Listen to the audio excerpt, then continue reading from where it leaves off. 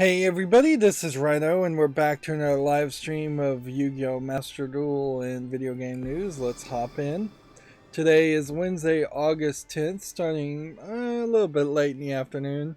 Um, I was definitely having trouble getting started to play a new game for pre-recorded footage, but I was able over yesterday to make a decent amount of recordings as far as Max the Curse of Brotherhood, and I'm fairly close to the end of the game. One of the things that happened here is this Duelist Cup is unlocked in Yu-Gi-Oh! So we now have this whole collection of extra quests and 11 days to do it, on top of the daily quests, which maybe will synergize because all of these don't seem to be really limited to playing in ranked. The only thing that's limited is playing in solo mode. Then daily login stuff will happen. The problem though is with the launch of Duelist Quest is there's new stuff in the store, and I really don't have a ton of new ton of gems to buy new stuff. Also, they added this win a duel once to get an extra deck slot, which, if there has been a limit up until this point as far as having deck slots, that's news to me. Like, I personally am not building a whole bunch of deck slots anyways, a bunch of decks, so extra deck slots are kind of useless. But to potentially take away something that was already there seems like an unnecessary addition. Like, I seriously doubt there's a single player who screwed themselves over by making a whole bunch of decks and then couldn't ever learn the game because they didn't actually do this. Here we have a survey that would give you 10 legacy packs, which is not terrible. A whole bunch of notifications here. First stage here is between the 9th and the 21st, so I've missed one day. They've added this mission increased deck slots in the edit, in the deck editor, which I hope that's just adding on top of what the maximum used to be. A new selection pack is available. Of course, they're not even, Invincible Raid, I guess, is the name of it. It's like hard to even see the name. And then new accessories have been added, which I may be short on gems to buy all of that. New gates in solo mode. The Invincible Bee Troopers.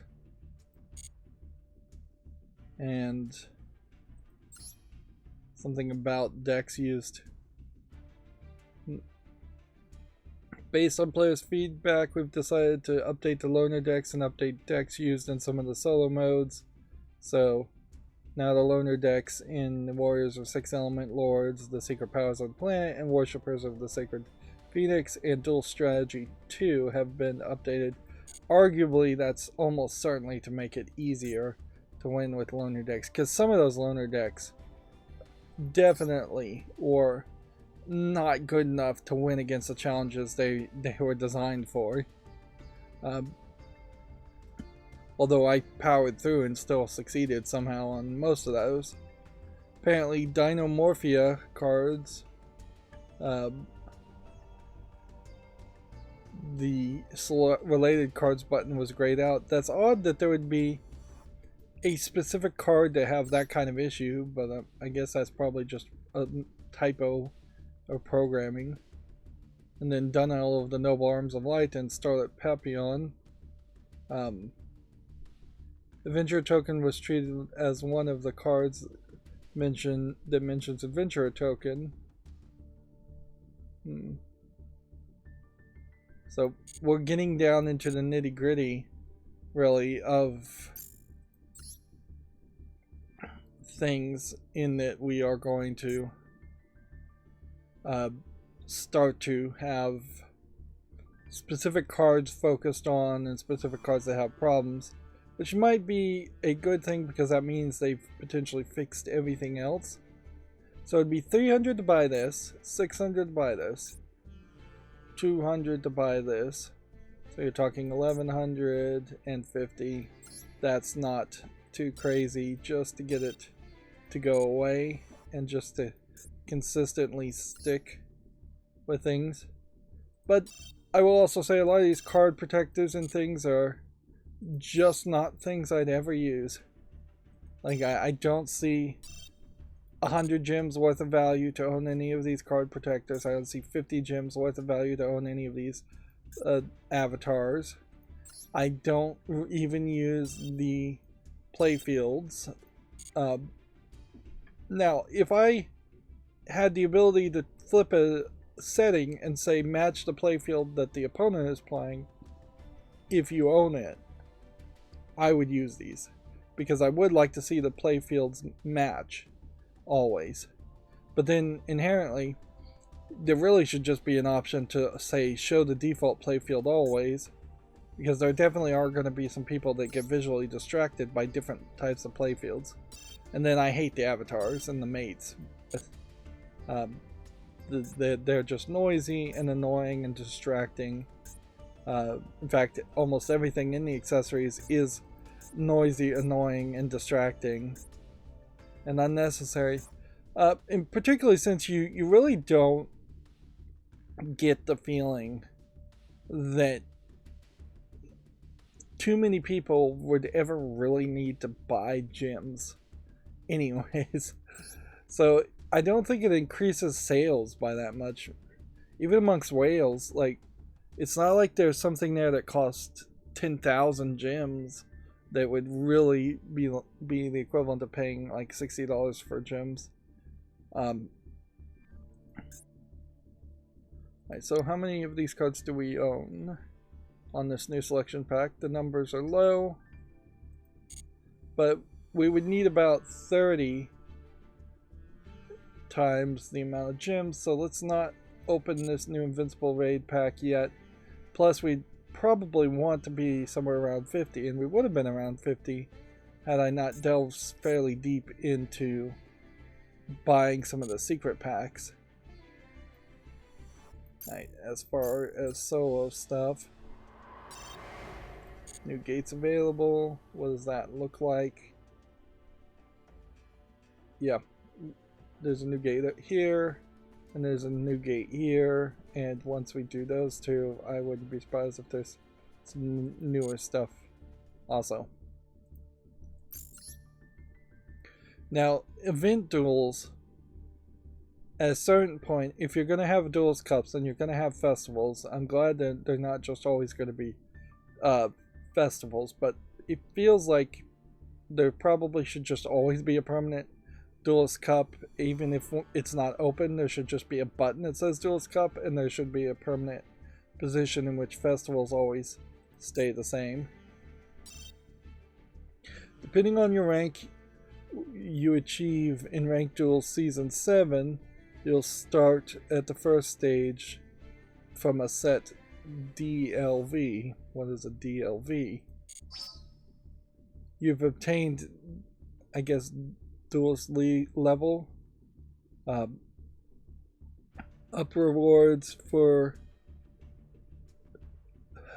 you've obtained DLV up rewards for up to your starting DLV in the first stage. That gave me 300 gems and something that says DC 22 August celebration and the Duelist Cup reward tickets. So we now have a secondary type of reward ticket. I don't even know what this is, if that's supposed to be a title or an icon. Alright. Let's see if we can figure this out. Increase your DLV by dueling. If you keep winning in the first stage, your duel level will increase. Aim to reach DLV max. The DLV max is 20. And then in the second stage you earn DPs, you get rewards based on duelist points. And then you also get rewards based on being ranked. But this may be ranked against everybody, so odds are low for most people.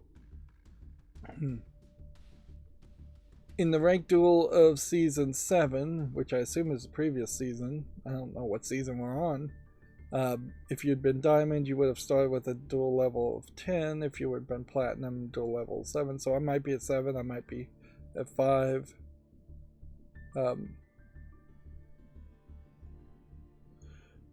So that's more reason, I guess, to play.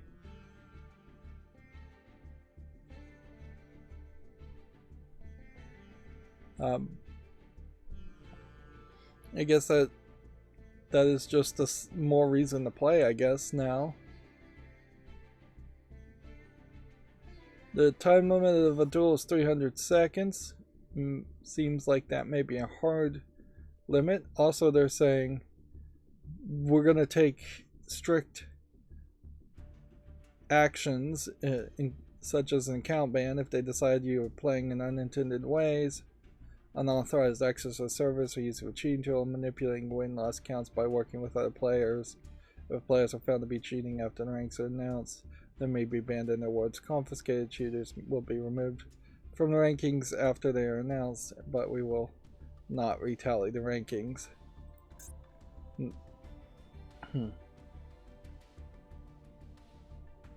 Doesn't really seem like the forbidden or limited list is different. So yeah, I'm a duel level 7. You want to get up to duel level 20. It doesn't seem like there's really a problem here, so seems like I can just play my standard thing. I guess it's a card back that we have. And as far as rewards up to getting to level 7, I got a couple more gems.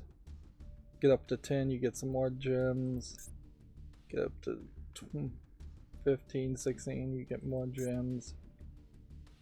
Yeah, you want to get to max because you just want to play more than you would even want to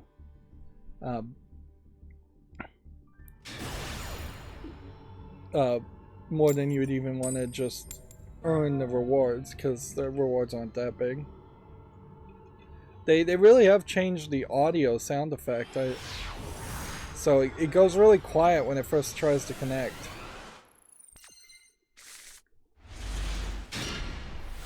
But yeah, this is like a weird situation certainly to be in, where you very quickly are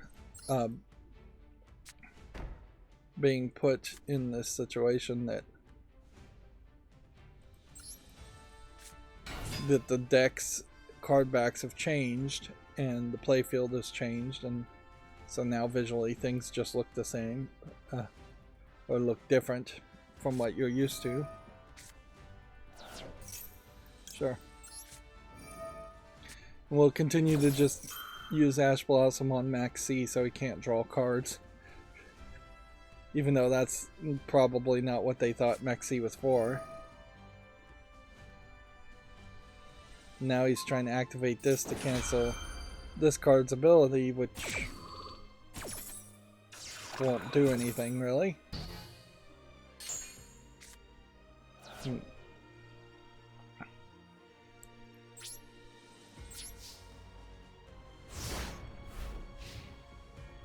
I don't know what he thought he was really accomplishing there. Probably not much of anything. As far as the catch-up section, though, and this whole first part, I probably need to pay a lot more attention to just playing Yu-Gi-Oh! Even though we have a ton of news.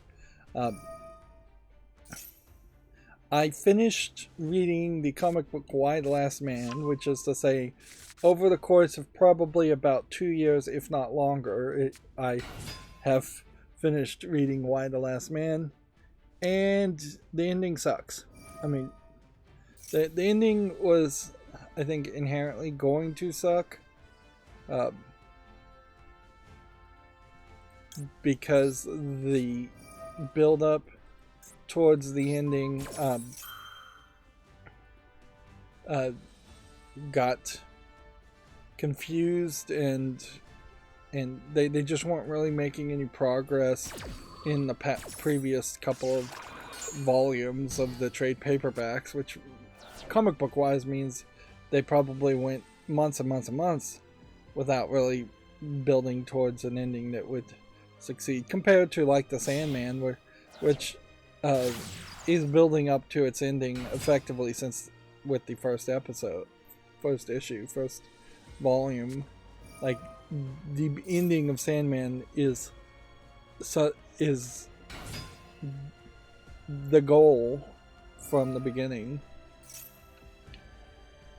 of the series, and honestly, I just kind of feel like you have the Sandman, you have Watchmen, and that's kind of it. Like, as far as good comic book series, out of what has been 60, 70 years, probably longer, of comic books in the West, there's been 2 good series, and that's it. And what's funny about Why the Last Man is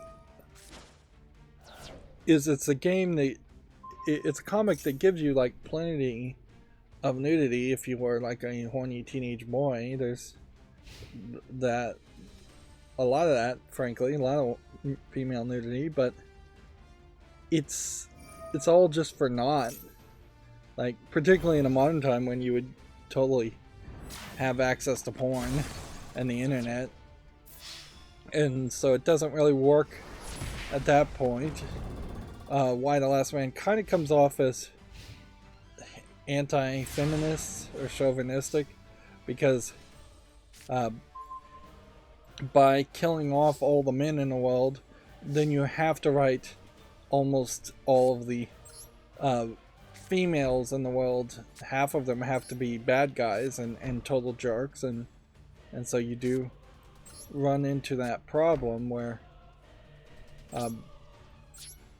you are having females being really nasty to other females, and sure, it might be very utopian thinking to think that if all men died, everybody would get along, but it is also in the contrast to say, nope, it's the exact same problems, it's the exact same level of aggression and hostility, and it even worse.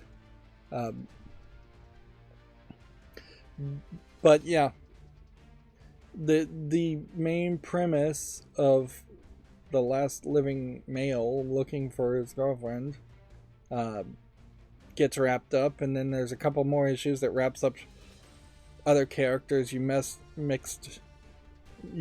on the way, but none of it really feels satisfactory. The answer as to why all the males died, I think gets explained, but I couldn't honestly really tell you if it did or not, because there was a lot of things that they played with and pretended might have been the reason. Well, I can do this, but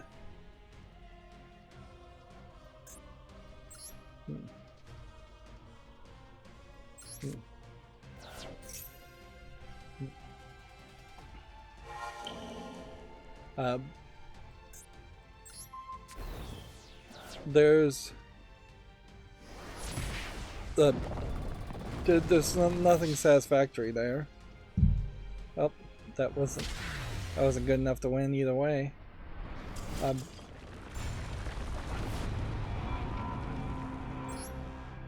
And I had already taken a huge step back in my journey to try to like comics.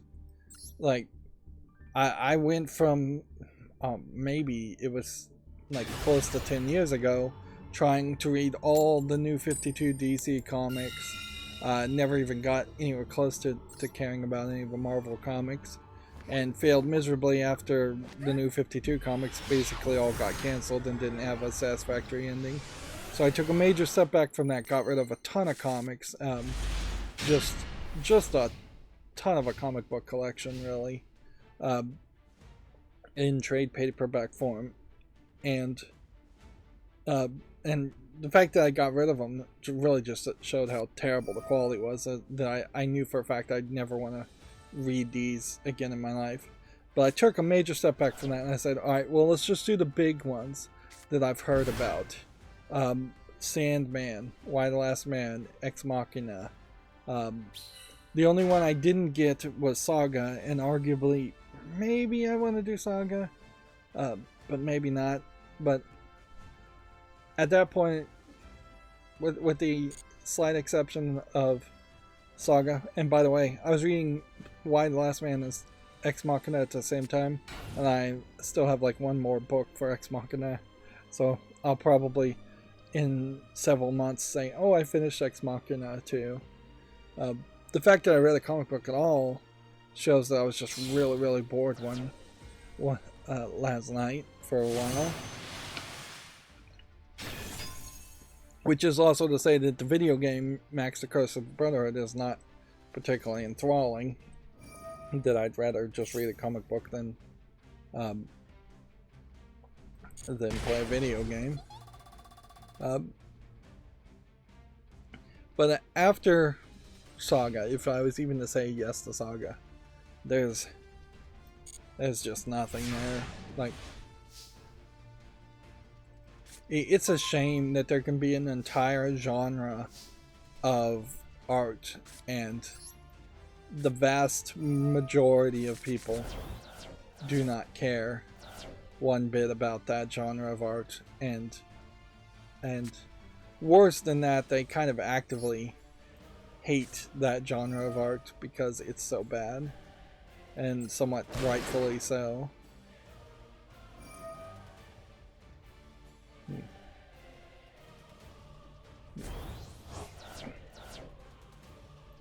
Seriously? Alright, well, let's see if we can do that.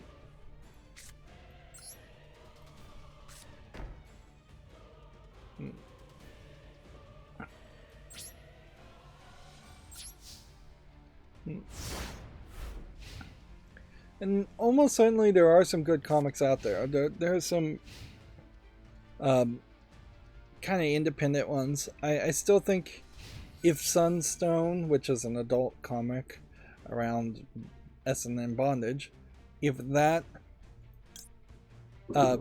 finishes alright, then I don't see a reason why I wouldn't get a like deluxe edition of that.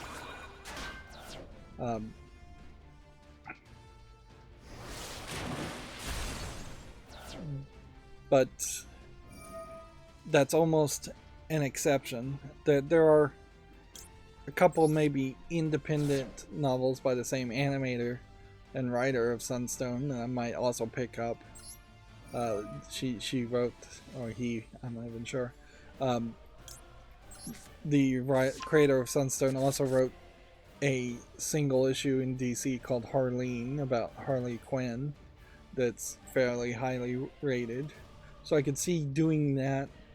And arguably maybe that would have been the smarter way to invoke DC and Marvel in the first place, is to say, hey, why don't you get the Dark Knight Returns or some of the like really well known, really successful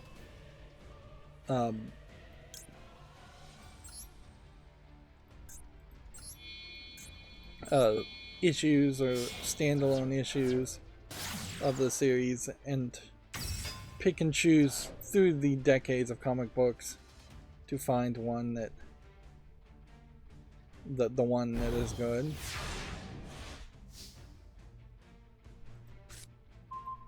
I don't think this is working. I think there's something special about this guy that says you can't take things out of the graveyard, otherwise this card should have let me summon a lot more.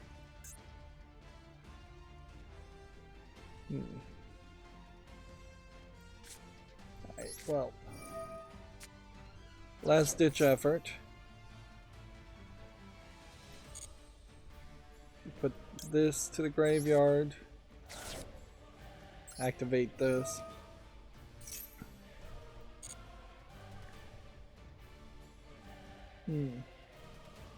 I am screwed here, aren't I? Alright, well, we'll just throw that in the graveyard. And then I guess we'll hope.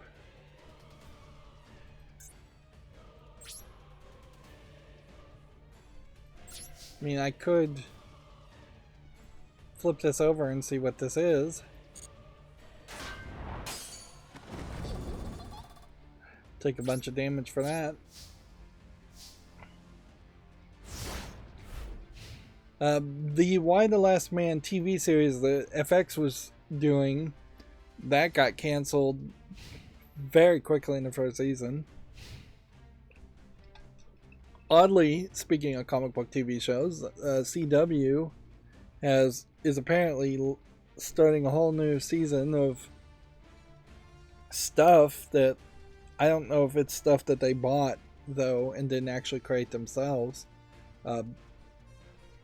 CW as a TV channel has never been successful once, so it would make a lot of sense with the Warner Brothers acquisition merger for them to straight up say we are done with the CW as a channel, let's just sell it off in pieces. Now they won't just shutter it and shut down everything, unless they have no other options, but I could see them definitely trying to sell it to local stations and or some other people, sell it off in pieces.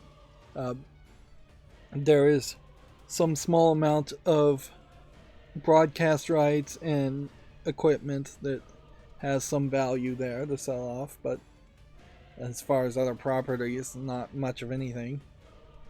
I found out that streaming channel Freevee that's free with ads probably is owned by Amazon Prime, would be my guess. And this is a backdoor way in which Amazon is trying to add ads to people who already have Prime, or trying to specifically have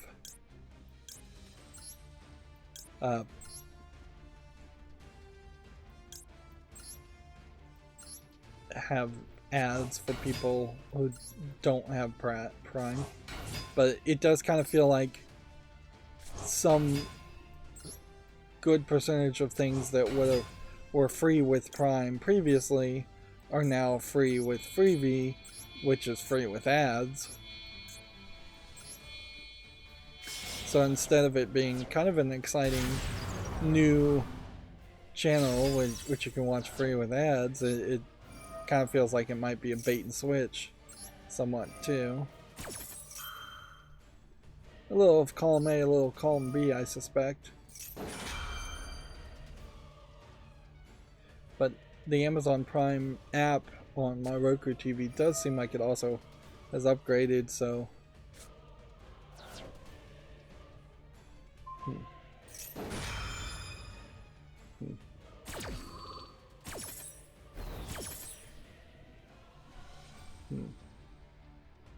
Card sent to the graveyard. Add to the hand.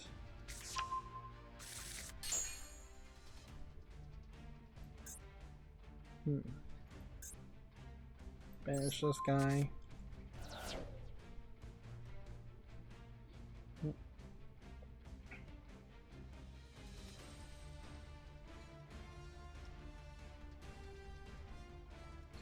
Problem here is more and more if I lose I'm just going to fall down The assumption here is that they are going to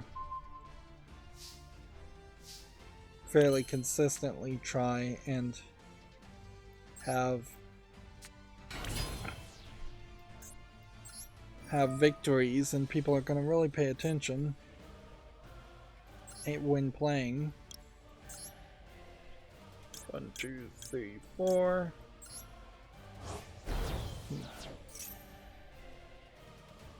This guy's just constantly wrecking my character's attacks.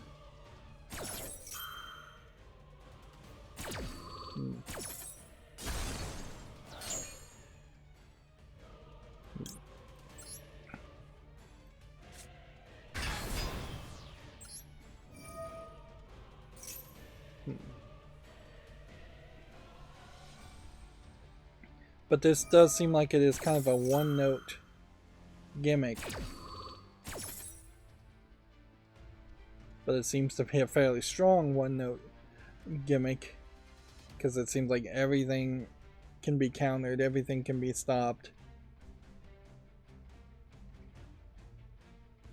And having Ash Blossoms in my hand doesn't feel like that's as good. Alright, so what can we special summon now? We could do this for 2300, since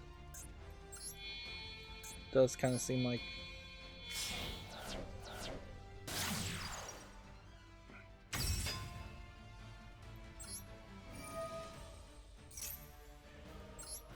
let's see what putting those in the graveyard benefits us.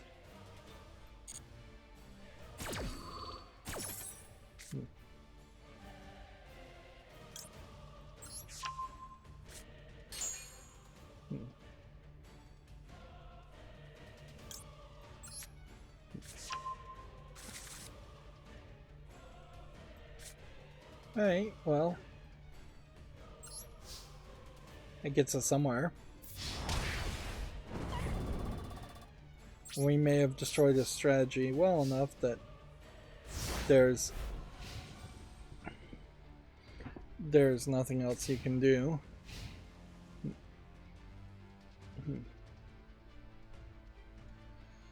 Let's see. As far as the accountability section, I tried to play around with setting up a WireGuard server / client. They're really just called peers. And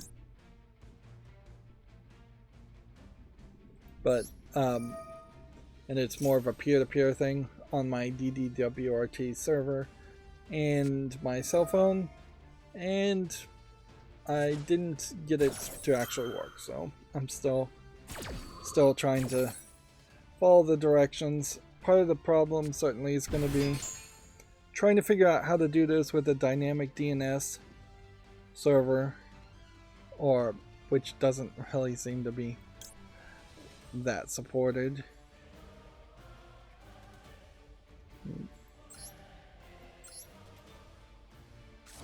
So if you don't have static IPs, which most houses don't, you're going to run into the situation where you're going to have to potentially change your IP address or update your IP address whenever your ISP decides to update that.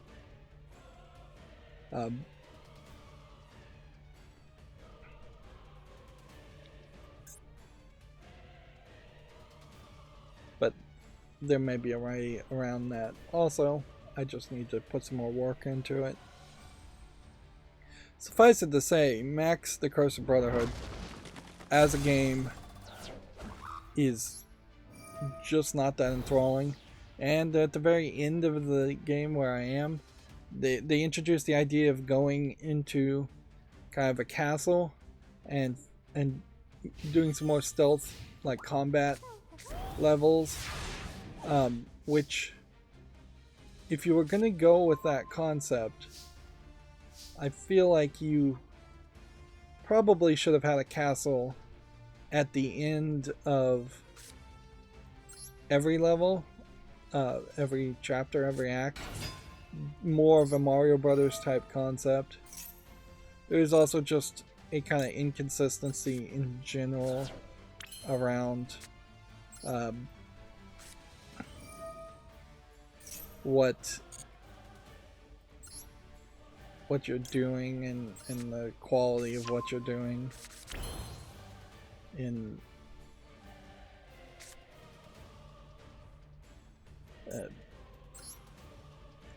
the biggest inconsistency, though, definitely would be the fact that half of the puzzles are precision platforming action sequences, and then I wouldn't say half, I'd say about a third of them are precision platform action sequences, and then the other 2/3 are slower puzzle solutions. Of course, once you get to the end of the game, it starts to become more and more a case where it is mostly, it is more action sequences.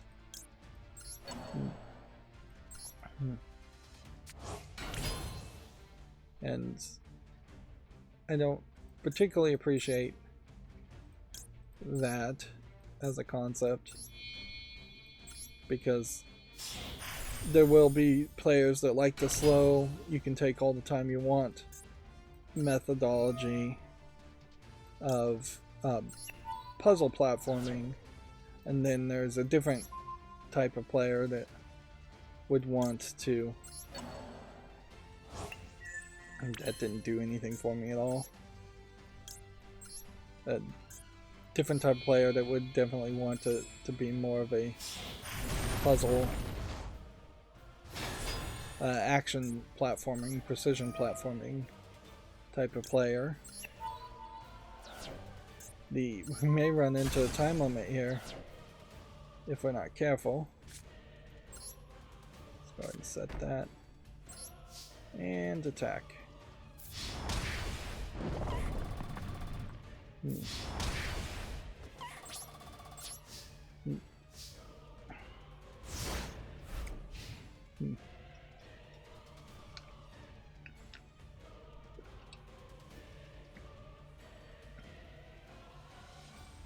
So then the question comes down to, how can I find some time to go through the news?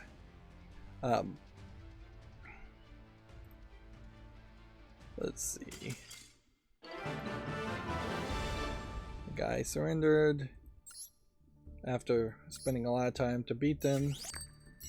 You can see here you're not getting a ton of extra rewards or anything like that on top of doing the duels.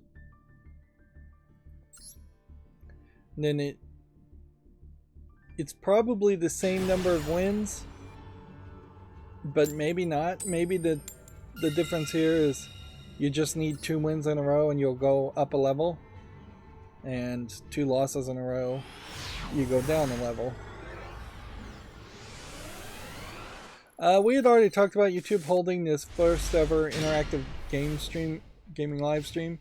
I saw someone else talk about it, and it's going to feature around 2 hours of content, and yet they had this incredibly long list of games they were going to play, which really highlights that they are going to probably spend about 5 minutes showing actual gameplay. It really is just a publicity stunt, is what the other YouTuber called it, as far as just trying to do a publicity stunt on Twitch, which I don't even know what, in the comparison of YouTube gaming versus Twitch, I don't know what Twitch can't say they do better or do more of, really. This person had been in direct contact with it was Jesse Cox, I don't know, I'm just saying this person, he talked about it, but he had been in direct contact with YouTube previously and been in pitch meetings and development meetings to do something with YouTube, and the people at YouTube straight up said video gaming is not sexy. I think that was like a direct quote, which is a very Hollywood stupid thing to say, and that they really wanted them to do a more like live action recreations of the events um, of the games instead of actually showing gameplay footage. So like people in big inflatable Fall Guys costumes would be an example I would just make up off the top of my head running around instead of just playing Fall Guys. Which we've definitely seen that before, certainly, where these people just don't care about games. They don't understand it, and that they just want to clone it and steal the idea to claim it's their own. And a lot of that literally is your every meeting for some people is just, I've got to carve something out as my idea so I can show my boss that I am creative and contributing. And even it doesn't matter if it's the idea is good or not. I can't support anybody else's idea because then it won't be my idea. So it's anti-collaborative, really, in something that needs to be super collaborative. I don't think there's really anything else to say about this YouTube event. It almost certainly will be memed on and made fun of, and it'll come off as cringe. Somebody's going to say something offensive or woke or something. There's going to be something that the more conservative right-wing people are going to be upset about. And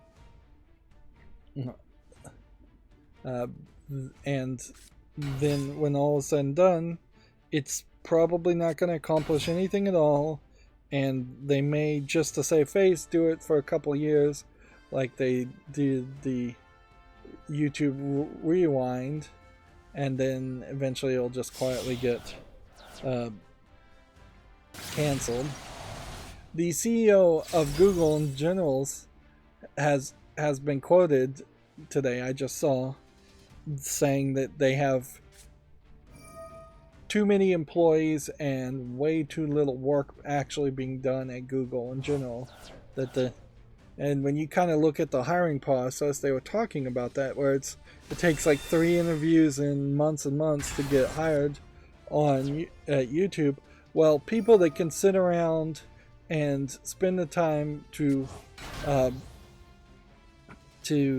not work for months and months and do 3 particularly hard interviews, at a certain point you are just self-selecting people who are kind of outside of the norm, outside of the elite, not people that are really hungry or starving or have to work or have to hustle to make money and support themselves. You're getting instead a lot of people that could quit their job at Google at any point and be fine, or get fired from their job at any point and be fine. They're people that have rich daddies to support them. So it's not super surprising that not a lot of work is getting done at YouTube.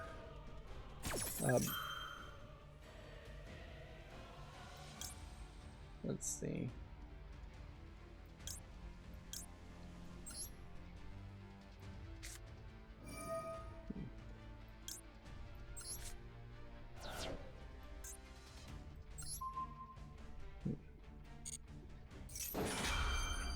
But yeah, it definitely also feels like that in my observations of YouTube in particular, is that it does seem like there's a lot of people that are either insanely working on something nobody asked for, which probably means there isn't any middle management or boss actually coordinating anything, because they just do random stuff.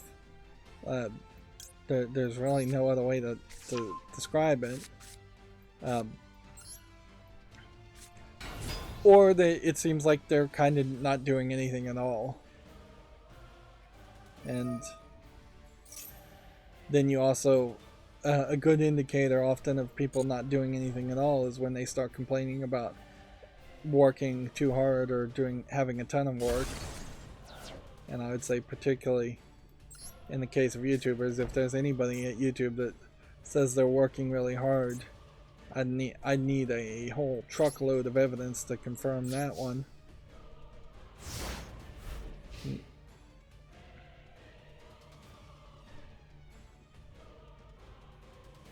Let's see. We've got some older stories here on Video Games Chronicles. The influential electronic duo Auto Churi, I have no idea, claimed they almost scored Metroid Prime. They were really keen, and we were really keen because it was Metroid. Obviously, though, this didn't happen.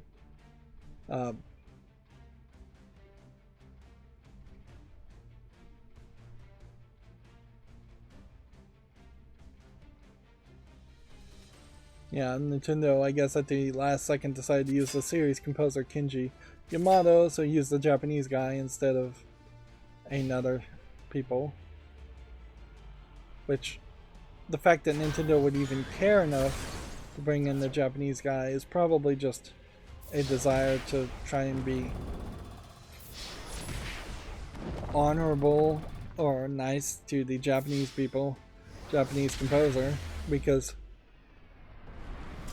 the fact that it would have even gotten to the point where they were negotiating with somebody else does really imply that, just show how little they cared about Metroid, and particularly Metroid Prime. I think they very much did not care, and that's why maybe Metroid Prime is so good, is because Nintendo was just so incredibly uninterested and hands-off on it. Whereas had Nintendo actually been more involved, it would have come out, I think, a lot worse. Almost certainly, I would think that Nintendo would have said Metroid Prime should not be a 3D game. It should look like Super Metroid. It was Nintendo's own understanding of Samus that created the Blue Suit Samus game, where she's very timid and just listening to this male former boss, maybe former lover, and waiting for authorization to use specific weapons instead of having actually lost the ability to use specific weapons.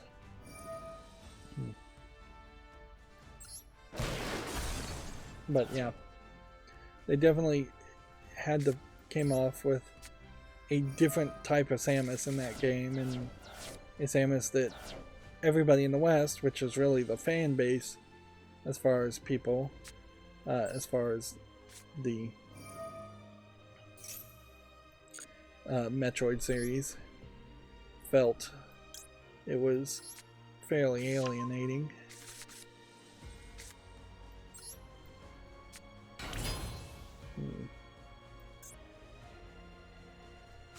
Okay.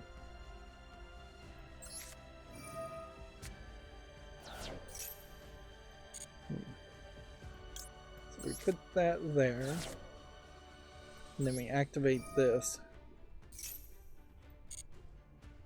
And then we put that in the graveyard and activate it. And then if we draw this one, then I could activate this at that point. That would be 4, I think. So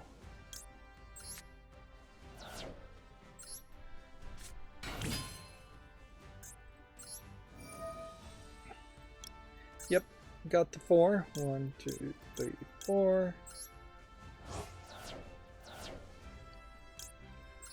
Summon. And at this point you would just hope that the guy would concede. But he doesn't want to concede yet, so we'll keep playing.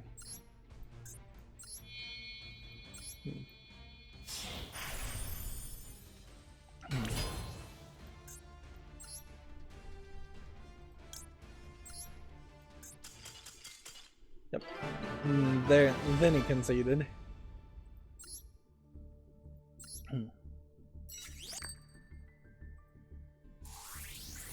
So Duels level up.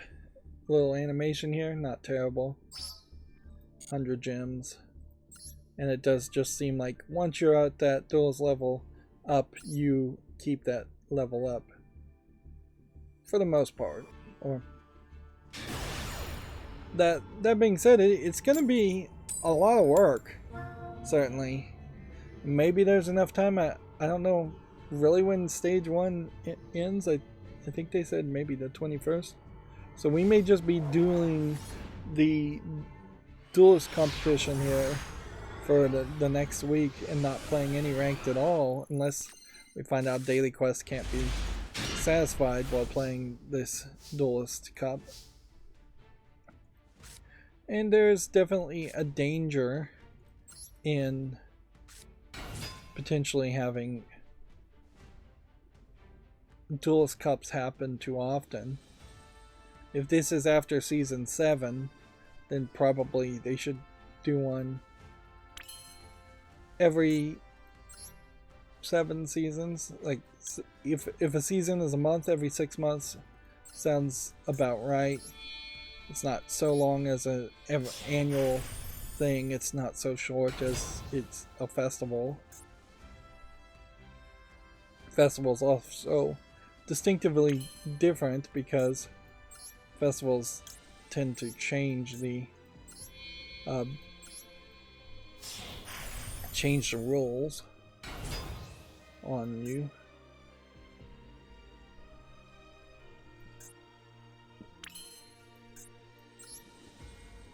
And I'm not going to be able to do much with this, but this will get the requisite number of people in the graveyard if it gets destroyed.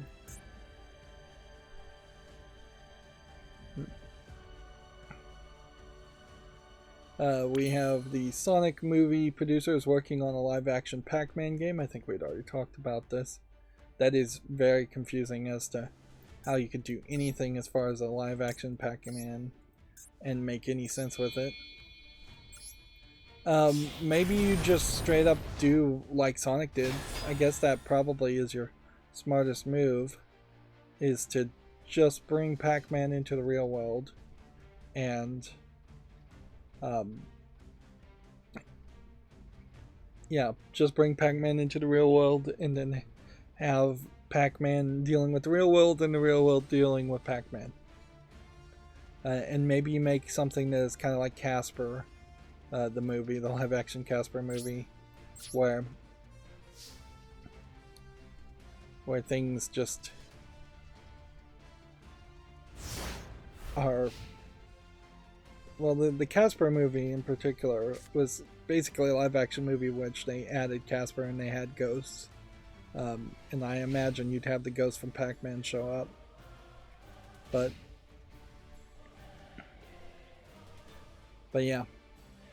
The Sonic movie arguably is more about Sonic than just a movie that they cram Sonic into. Having not watched the Sonic movie, I don't know for certain, but I suspect that's probably the case.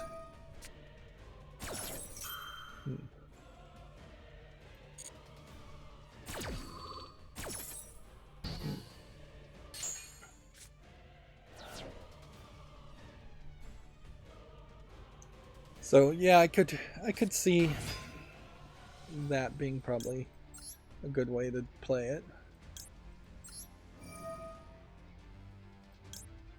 Now the goal here is just to destroy as many of his cards as possible, because it benefits me to put more in the graveyard.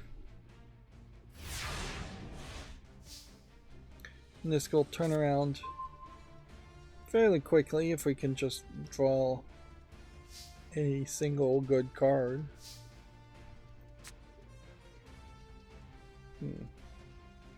This can't be activated if this is on the field. This could be activated at the end of the turn. I think you just go into battle phase.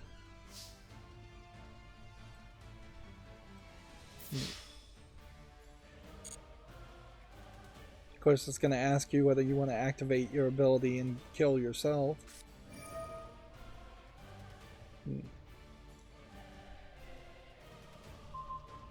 Alright, well, if he's going to neutralize my ability, let's go ahead and do that anyways.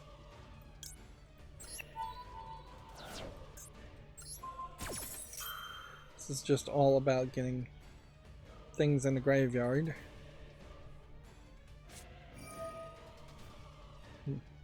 Can I multiple times activate this?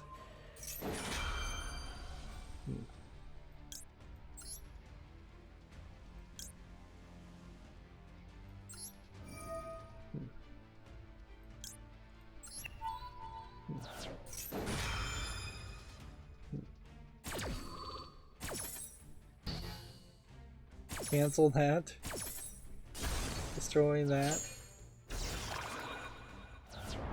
Detach that and attack for 0.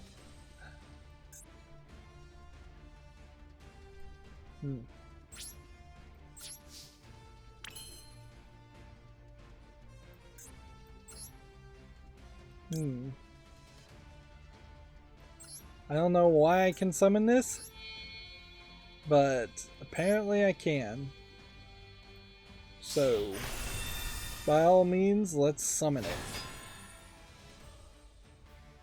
2 level 12 monsters. Yeah, I have no idea why that let me summon that, but that's some new strategy I need to learn, certainly. Video Games Chronicle says Marvel's Midnight Suns has been delayed with no new date issued. 2K claims the slip is to ensure the best possible experience to their fans. They really haven't done anything as far as advertising the game after the initial announcements. So I can't help but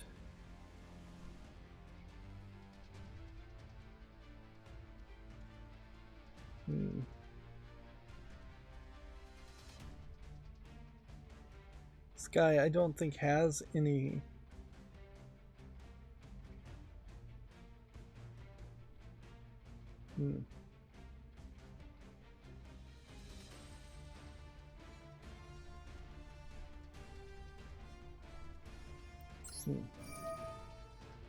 Let's see.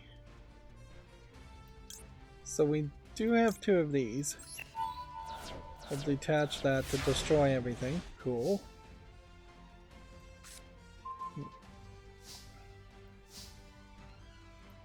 And I think we just continue to play here.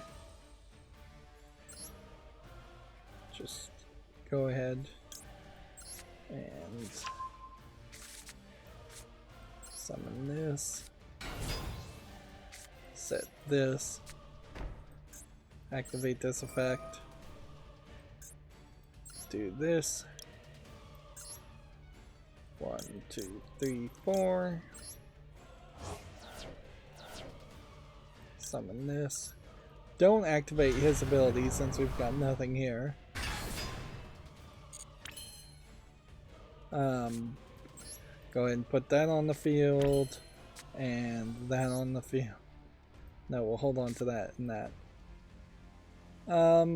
Yeah, that's 80 damage.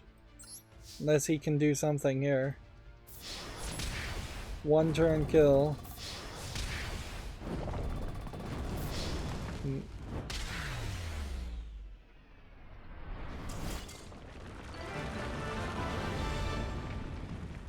And I assume, since it seems like there are less required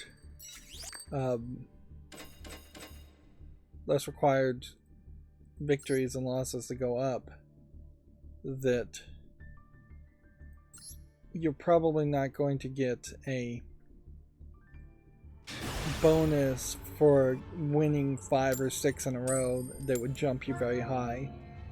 Instead, it'll just be 2 victories in a row get you up, 2 losses in a row probably get you down.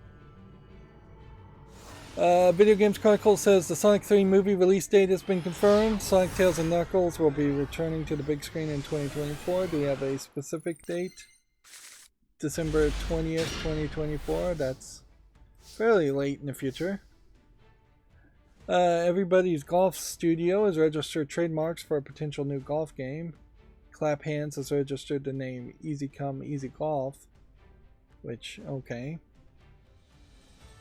And oddly, in my mind, I have to remind myself that this everybody's golf game is not in any way connected to the like golf anime that came out relatively recently and was somewhat popular. Because I definitely could see myself confusing those two.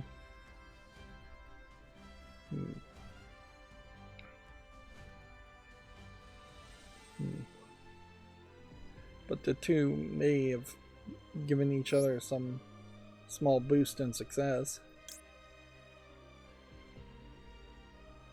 Alright, so I'm gonna try this card, and then summon this card, and then activate that ability.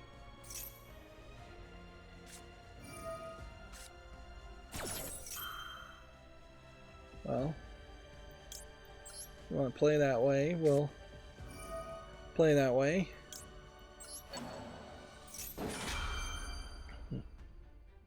I'll counter the counter.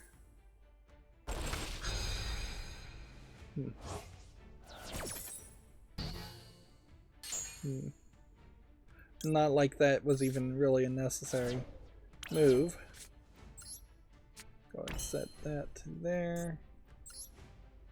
We'll start by summoning this.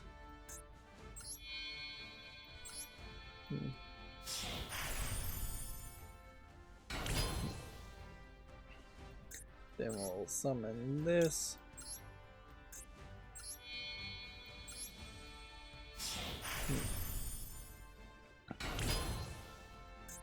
That one says it can activate, so we'll see what this does for us.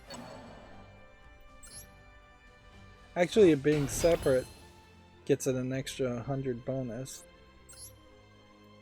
so it's not really a bad move to keep it separate, at least early on.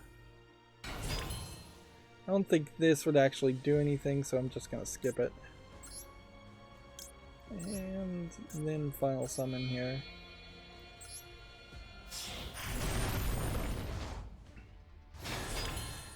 I can't summon this, so I could activate the effect now if I wanted to. And there might be a slight argument for doing that, yeah. You put this in the graveyard this turn, activate its abilities to do the same old, put that in the graveyard, activate that, don't activate those, then add the same card back to your hand, so you can just go full circle in that strategy. The only difference now is you have enough people in the field, in the graveyard, to summon your final strategy. Let's see. Video Games Chronicle says the first footage of the white Xbox Elite Series 2 controllers seemingly been posted, which, okay. It looks like a Elite controller. It doesn't particularly look that different, it's just in a different color. And I question if there is that big of a deal about a controller being in a different color. If anything, it's surprising that they didn't launch with different colors.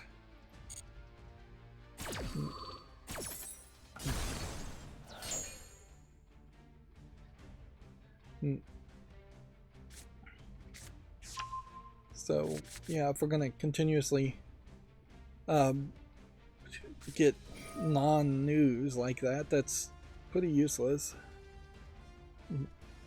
You theoretically could have replaced or repainted your controller if it was that big of a deal. White is a dumb color for a controller anyways. Like a white controller is not going to sell in Asian countries because white's the color of death, somewhat, and it's going to just pick up more dirt, more stains, more grease, everything is going to look way worse. Like, the controller is not going to come off and look like an Apple product, being all in white. Which, that might be the only fan base that really would want a white controller specifically, is somebody not thinking about actually care and maintenance and cleanliness and the look of things, but somebody who's just an Apple fanboy. Why is it not letting me activate any of my abilities?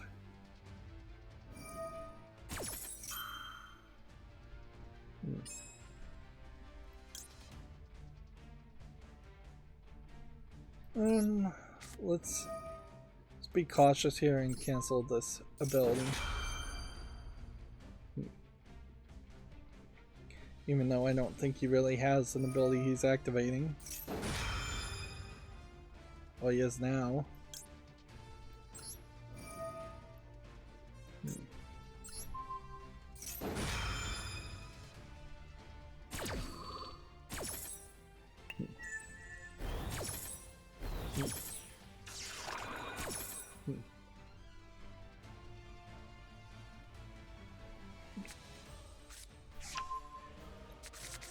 Well, something went wrong there. This is the biggest piece of news. A hidden two-player mode in Super Punch-Out has been discovered after 28 years. Of course, maybe next week we'll find out that mode doesn't actually exist and that this is all just a hoax, but I suspect that it's more of a cheat code for debugging than, I would say, a hidden mode you were actually supposed to find, because it is a cheat code for debugging inside of a cheat code for debugging. Cheat code lets the second player control Lil Mac's opponent. See if they actually explain it here. Both codes are confirmed to work not only on the original cartridge but also the Super NES app on Nintendo Switch Online and Super NES Classic Edition Mini. First cheat code is on the title screen. You hold Y and R on a second controller and then you press A and start on the first controller. Then you're shown a screen of 16 opponents to choose from. So from that second menu, you at the character info screen, if the player holds B and Y on the second controller and presses A and start on the first controller, your opponent can now be controlled with the second controller. It was likely these codes were added for bug testing purposes. And certainly you can see why it may have taken 28 years for people to recognize that.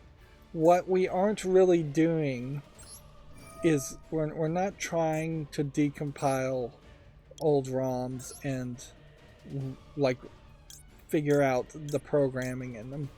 So there's any potential number of codes that exist that you just would never find because there's little interest and little desire to try and find them.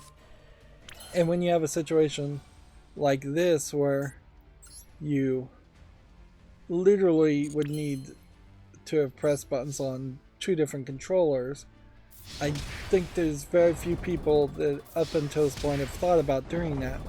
Now we may start to see a wave of old game aficionados all of a sudden running macros on every single game on every single screen, just saying, hey, let's just run every single button press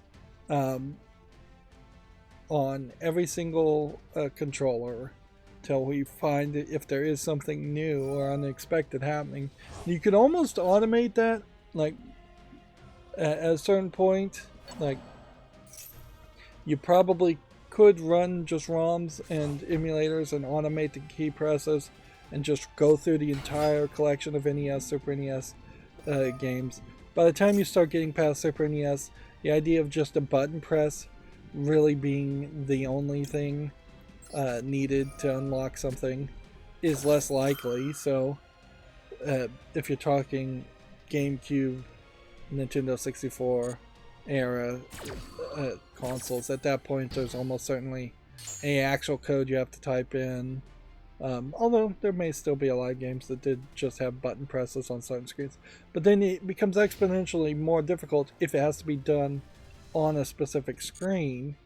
So, like, you probably just want to try all the buttons on the title screen and only the title screen. By the time you're actively inside a game, the idea that a button combination would happen seems less likely to be found. So, like, if there was a specific button combination you could press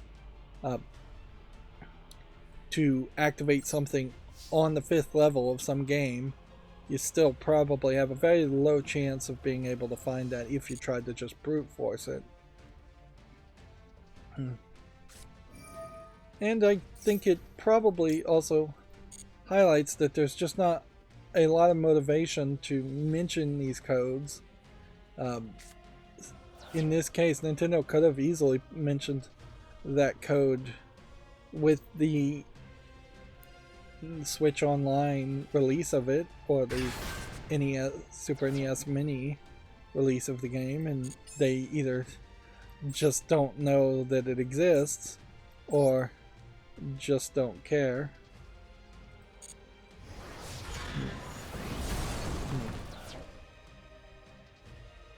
Yeah, if I attack this, that's not gonna do anything. Moving on, Elden Ring's new patch buffs great swords and expands invasions. So, yeah, more content for Elden Ring. GTA 6 will set creative benchmarks for the series, claims the publisher, which hopefully it does, but that could also be coded terminology to say, hey, we're going in a different direction, and what people think of when they think of GTA is not what GTA 6 is going to be, which I think we are probably going in that direction. I would heavily suspect that that is what's going to happen, is that there will be a very different type of game released called GTA 6. We already know that there will be a female protagonist that's playable. It doesn't sound like she will be the only protagonist that's playable as. But even that is slightly different. Not inherently bad, certainly, to have a female protagonist. It's just, is she going to still have that bad guy feel? Arguably, some of the mob movies, if they were made today, if Scarface was made today, I feel like there would be too much of a pushback. And some of those movies had pushback even back then, where the mob, I think, was actively funding the Italian Anti-Defamation League to put out campaigns saying that this was inaccurate and this was just stereotyping and this was just nonsense. But I feel like the pushback may have actually succeeded in movies like Scarface probably wouldn't have been released if they were tried to be released now.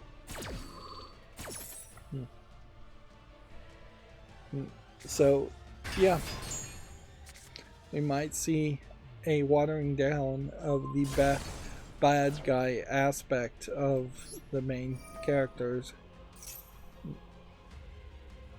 There has been, over many releases, a watering down of the Grand Theft Auto concept in general, to the point where I wouldn't be surprised if one of the protagonists gets thrown in jail as a youth for joyriding and stealing a car, and then comes out of jail and becomes a mob boss, but that's the last time there really is any conversation whatsoever about Grand Theft Auto, and you can't actually commit Grand Theft Auto in the game.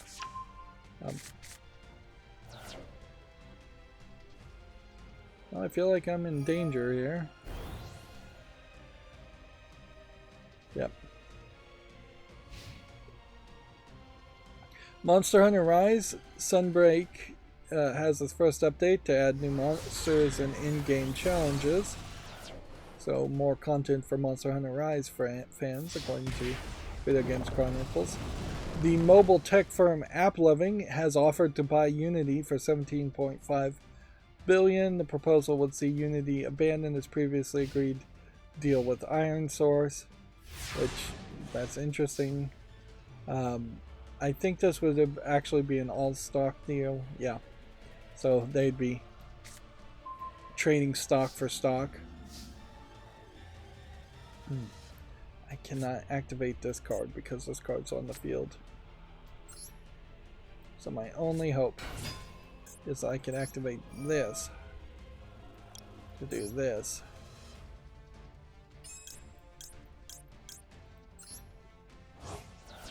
It does really seem like you only have a certain amount of time here.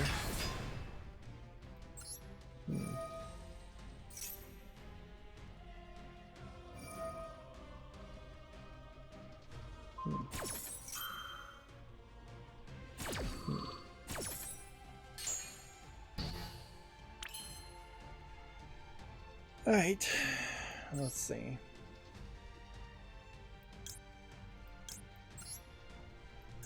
Try with this.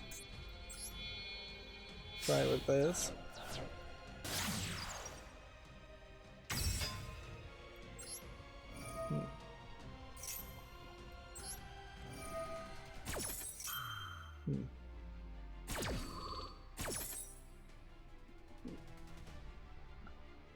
What do we want to add to our hand?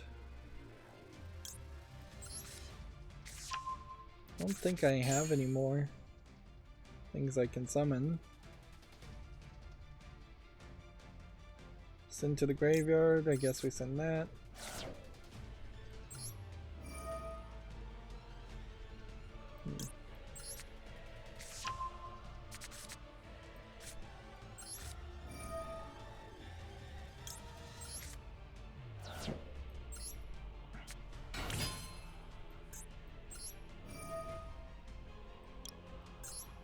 Just desperately trying to succeed here. I question whether I will.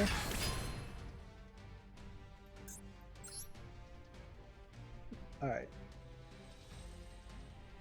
So at that point, if we've got nothing, we should just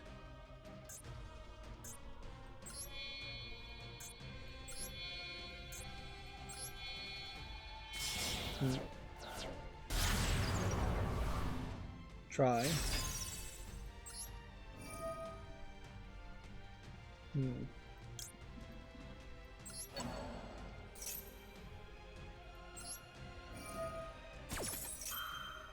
This might actually work, because this one is the one that grows its abilities.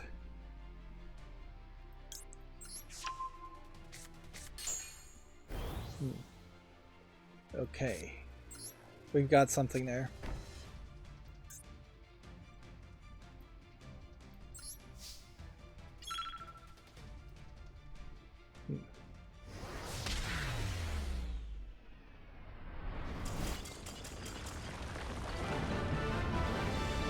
Almost ran out of time there, but I actually won.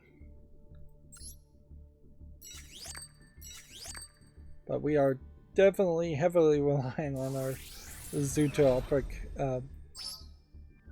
our Zoo deck here. That's just a normal card. I thought maybe there was something special there. Relying heavily on that. Personally, I'd say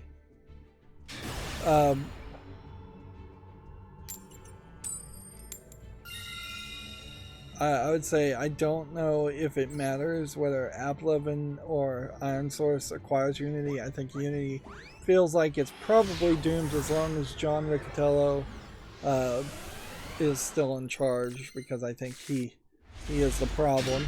And in this proposal, he would also become the CEO of the joint venture with AppLovin. So unless Iron Source's deal is different and John Riccatello would change, would no longer be in charge on the Iron Source deal.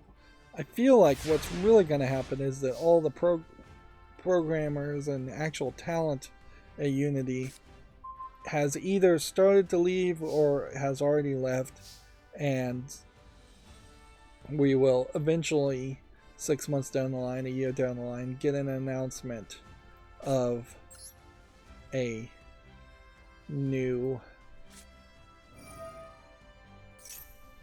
company that's going to make a new source engine. I should have activated this first to destroy this first.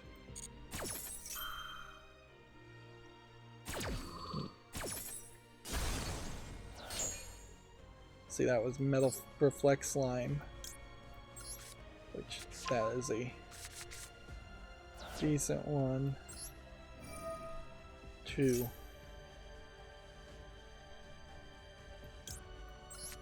destroy, because Metal Reflect Slime can be very difficult to get around.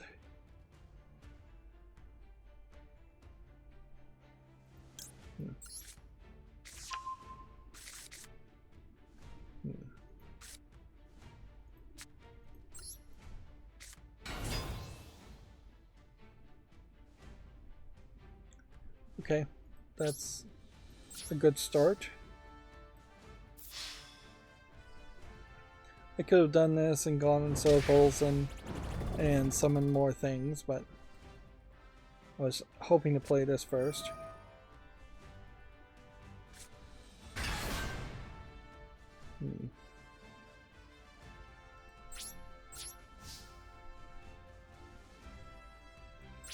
Alright, in the turn. Video Games Chronicle has this pinned article. Tower Fantasy is a shared open world anime MMORPG coming with deep customization, which normally I wouldn't talk about an article I've probably already talked about. Also, this is one of these articles that has a side thing.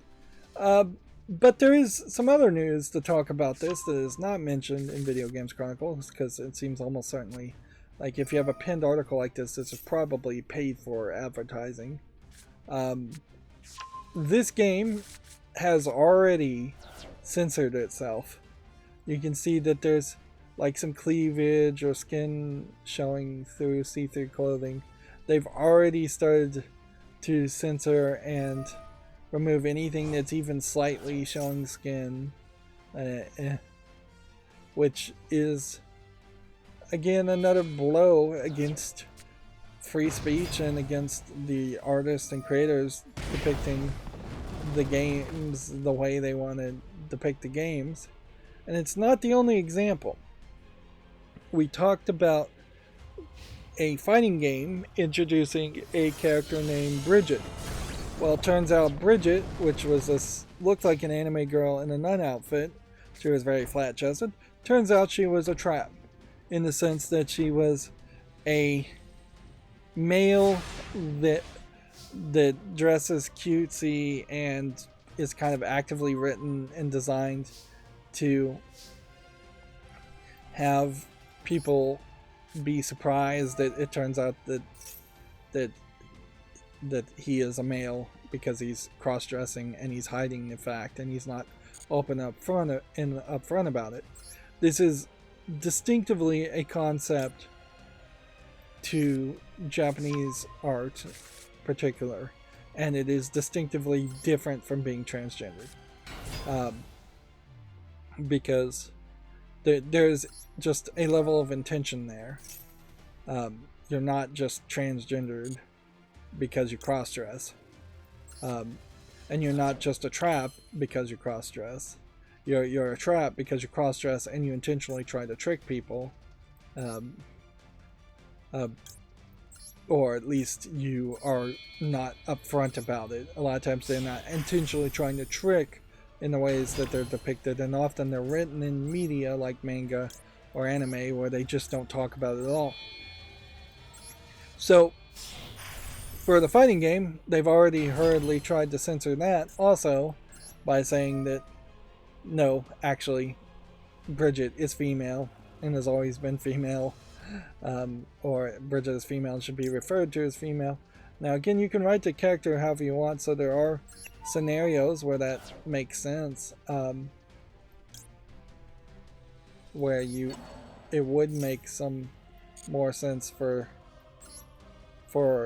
somebody who was transgender to be more referenced and mentioned by their current gender descriptor. But I just, again, don't feel like that was the intention of the game. It wasn't originally the intention of the game, certainly. That was not the one I wanted to send back.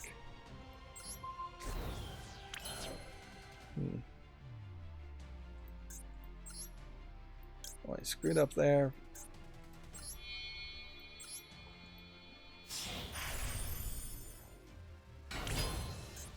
Oh well, it probably doesn't matter.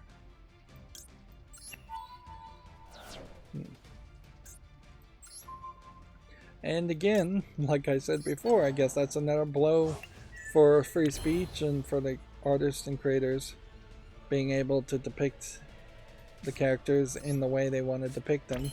Because I definitely can tell you that the goal originally would have been to just have a kind of joke trap character there. This guy has 100 attack. If I could literally do one bit of damage to him.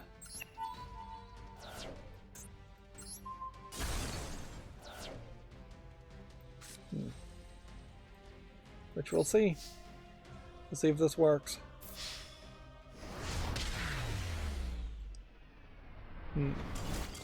Let's see. Next article, GTA 5 and Elden Ring and more could be coming to Xbox Cloud Gaming, according to Video Games Chronicles. The Subnautica studio Unknown Worlds will reveal its new game at Gamescom, which we'll just have to see if that is another game that is very much like Subnautica or if they're going in a different direction, because I feel like Subnautica had its first game and then it had like an ice version of its first game where you're underwater under the ice, and I don't think there's really much more you could do as far as underwater survival games. Apparently, news about Sonic Frontiers will be shared at Gamescom. The Sega platformer still doesn't have a confirmed release date. I bet it still doesn't even after Gamescom. Overwatch 1 will stop selling loot boxes this month. The Overwatch Anniversary Remix Volume 3 will be the last chance to purchase loot boxes, which in one way shows that Activision Blizzard will be making less money, but they probably see the writing on the wall and see that loot boxes are going to be banned anyways. In another way, it might be trying to clean up their portfolio a little bit more with the Activision Blizzard acquisition by Microsoft. I could see Microsoft saying, hey, get rid of all the loot box and any controversial content like loot boxes, because we're going to just cancel those when we acquire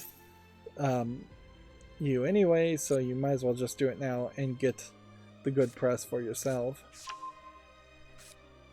I wouldn't be surprised with Overwatch 2 being about to launch free-to-play if they really just want to focus on that. Anyways, loot boxes may still exist in Overwatch 2. I'm not 100% certain. But yeah, I wouldn't be surprised if there's not that many sales happening for Overwatch 1 loot boxes anyways. Video Games Chronicle says, here's Persona 5 Royale Remastered running on the Xbox Series S. The game plus 40 DLC packs will arrive on Game Pass in October, which I don't really think there's much news in showing a screenshot of a game that's just coming to Xbox Series X. Particularly when you're talking a game like this where the graphics aren't really that good to the point where you would think that you would need a screenshot to show it off.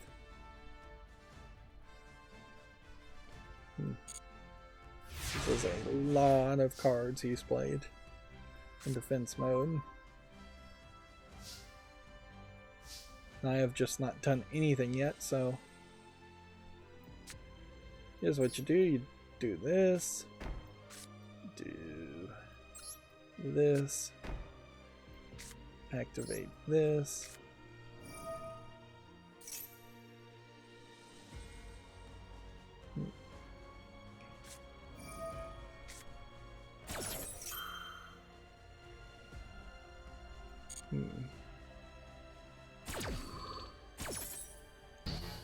Alright, well that cancels me getting another card, but that's not too big of a deal. Unless he did something to stop me from special summoning. This'll just be real quick sequence. You really still have to go all over the place with the mouse when you do this. Feels like there should be a better system where you're not having to move as much. You would just be able to hover over the card and it would have a special summon or use as tribute button. Use this tribute button is probably the right way to go about with that.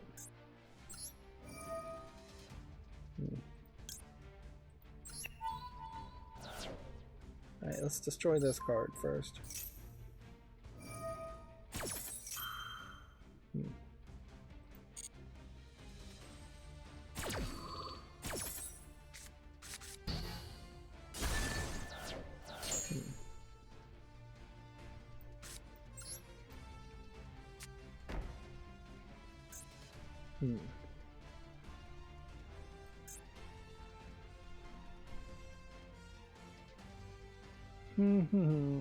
Okay, well, I think I've done as much as I think I can do. Let's see what he tries to do.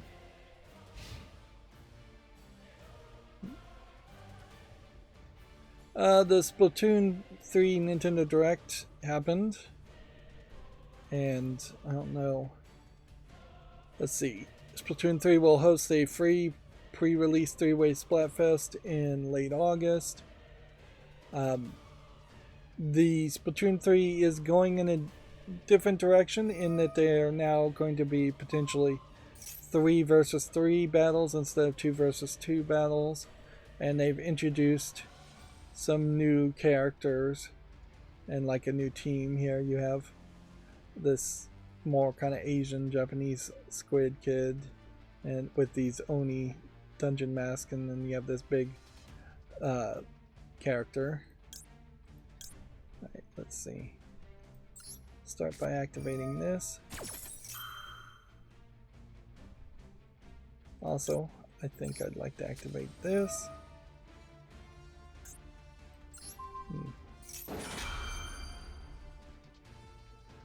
Let's see. We can activate this and cancel this and just see what all of this does.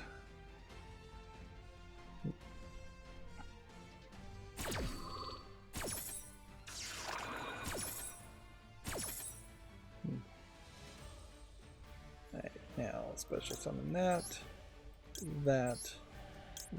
one. Skip this one because that's got an annoying animation, although honestly I guess at this point I've got it set up so you won't see that annoying animation multiple times, theoretically.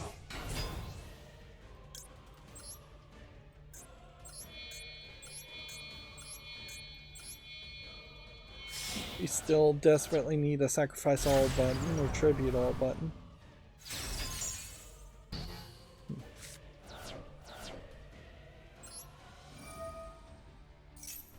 Okay.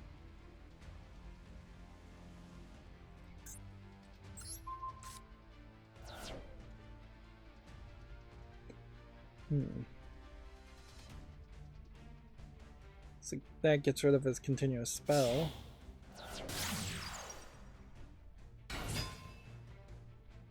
We'll see what he can try and muster from this point.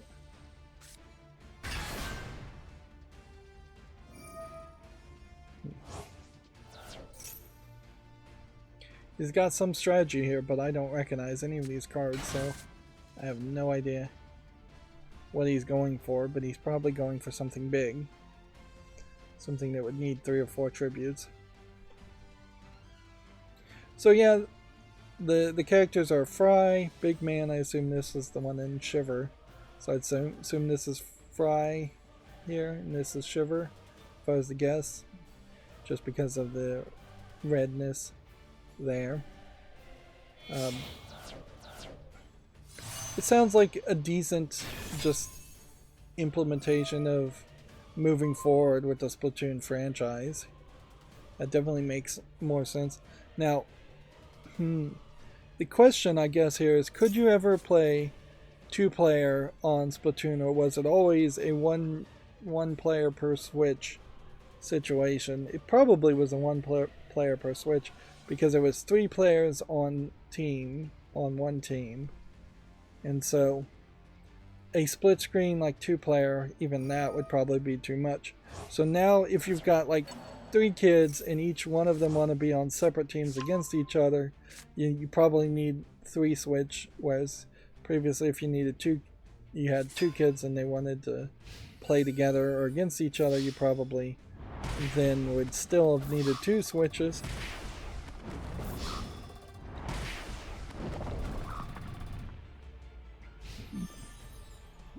Going bigger is something you can probably do once, and you aren't going to get the same return after that. Yeah, I don't think a 4-on-4 in Splatoon 4 is a big selling point.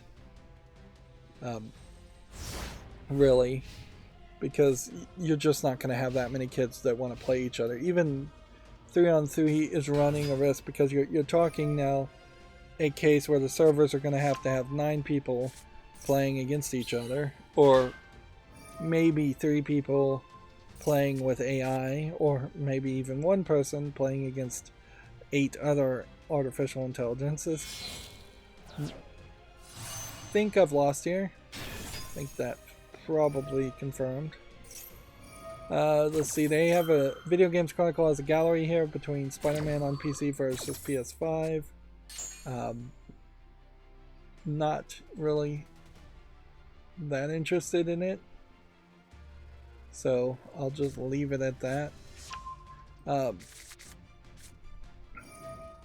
saw someone playing, I believe it was the first Spider-Man game on YouTube, and I couldn't even identify the game. I thought it was some weird Control DLC at first look, because you weren't playing as Peter Parker or Spider-Man in the sequence. You were playing as a female reporter, so maybe that is some special Spider-Man sequence. Yeah, I'm fairly certain it was the first Spider-Man game. I could be wrong. Let's see. Moving on. Battalion 1944 studio has cut ties with Square Enix and will make the game free. The Kickstarter backers of the unreleased console version will be getting refunds too.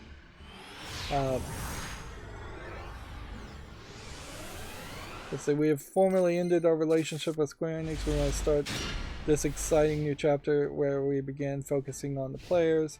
With that in mind, we are releasing Battalion Legacy for free on Steam. Alright.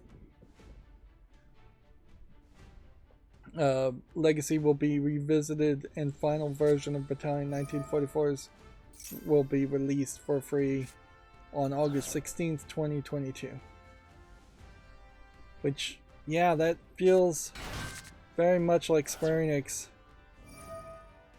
didn't care to do any kind of advertisement or support for it and publishing it. And maybe the Battalion creators couldn't afford to do any advertisement or anything, so the only thing they could think of was just releasing the game for free. Could also be the game sucks and nobody wants to play it. That's certainly a possibility too, a high possibility. But we have seen this pattern of Square Enix not caring about anything other than Japanese games, and this is an odd way to end a relationship, certainly before the game is released. But whatever. I wouldn't be surprised if that indicates that Square Enix is a lot closer to either major changes or just going out of business than we think.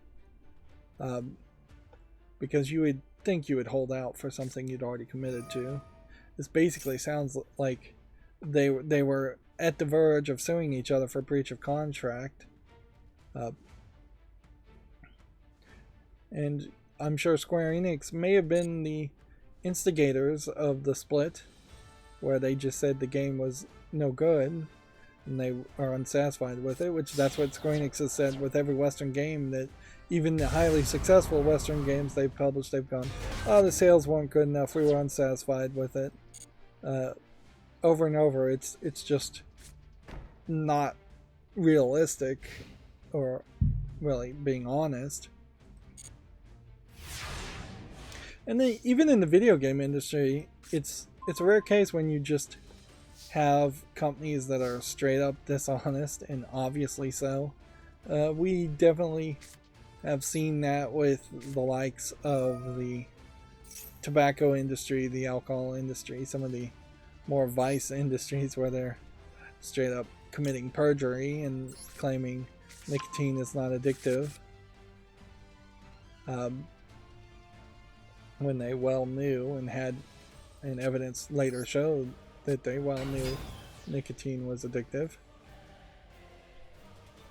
But yeah, usually companies are a little bit more subtle about their dishonesty. Most companies are dishonest to some extent, but they're more subtle about it, or they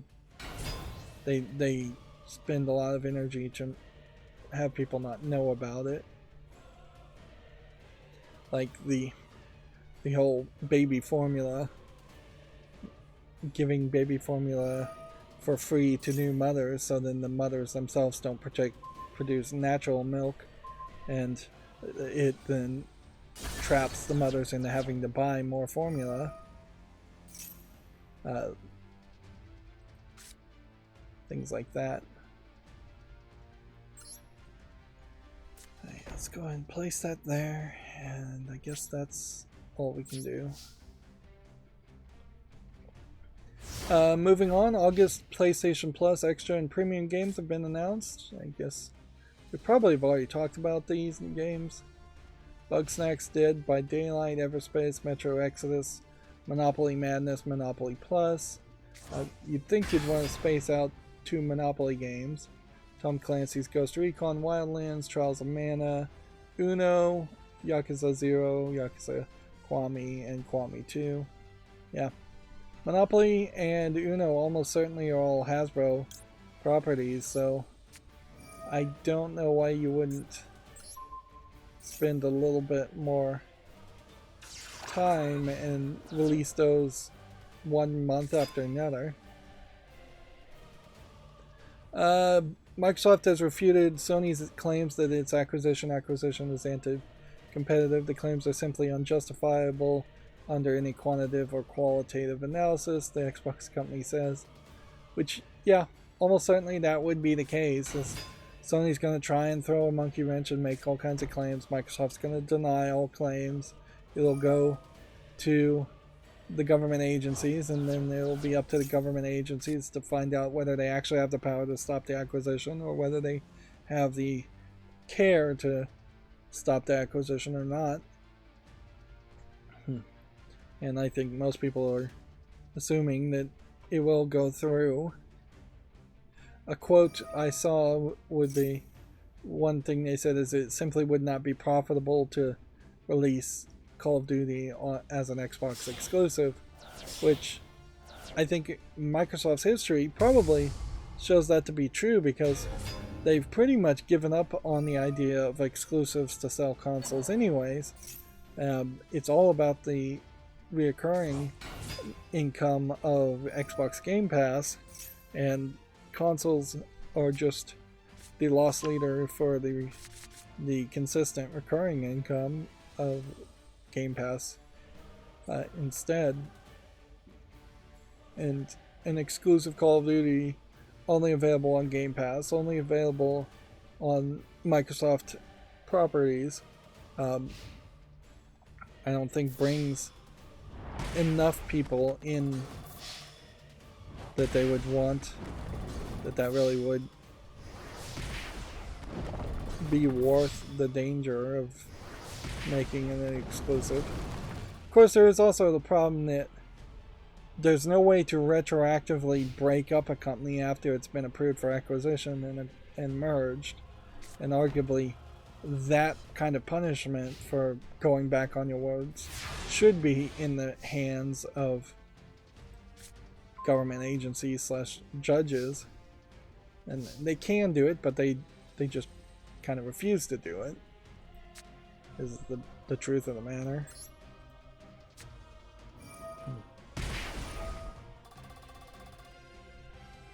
Alright, well, this probably means I'm gonna lose.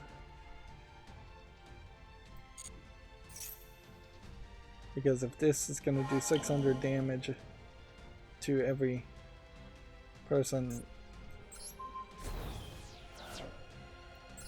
every time I activate something,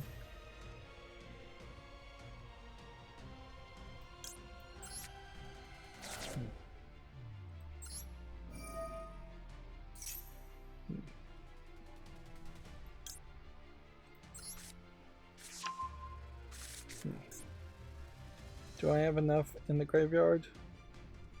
Probably, but there's really no reason not to just activate this. Anyways. Well, yes, there was a reason not to activate that, because putting that in the graveyard won't activate the other thing.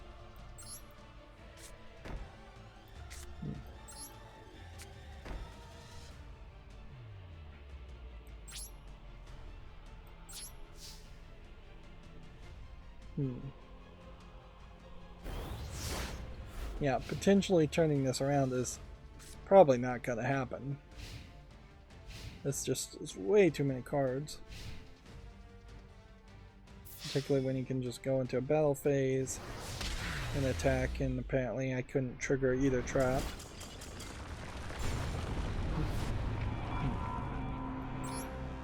I think that's probably a good place to stop playing for today. We're at 9 of 20. Stage 1. Let's see.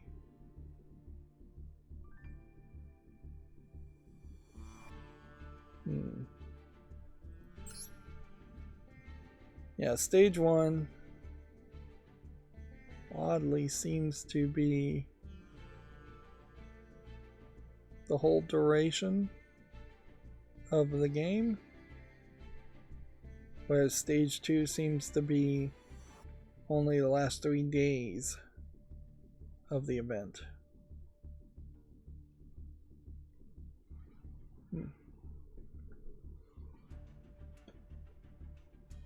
So, yeah, the faster you get, as long as you get to the level 20 by the 18th, so a week from now, you'll be in stage 2, and you'll be playing as much or have as much of an opportunity to play stage 2 as everyone else.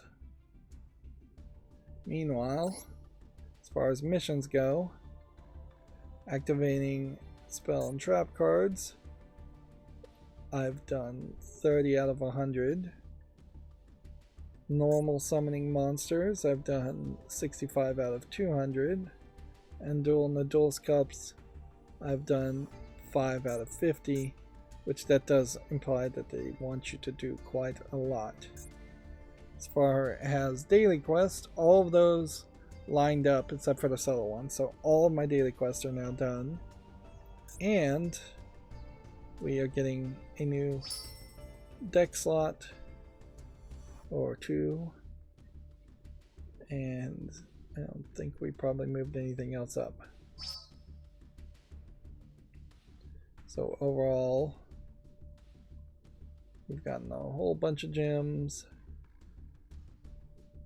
and kind of nothing else. 1 deck slot and 900 gems. Which does put us in a better position now, potentially, to come over to the shop. Let's see. Let's wait till we get 10 of these before we open this. Cards included in this pack do seem to be some cards I don't have, and they do seem to be fairly good cards. So we'll come back for that. Alright, so what we're going to do is we're going to risk opening 30 packs potentially here. Maybe I only need 20. And then any secret packs that open we'll not pay any attention to, and hopefully we won't end up not getting an ultra rare. You can see there that was not particularly a good pull for 8 cards to only have 4 of them be new. And we're going down that path of the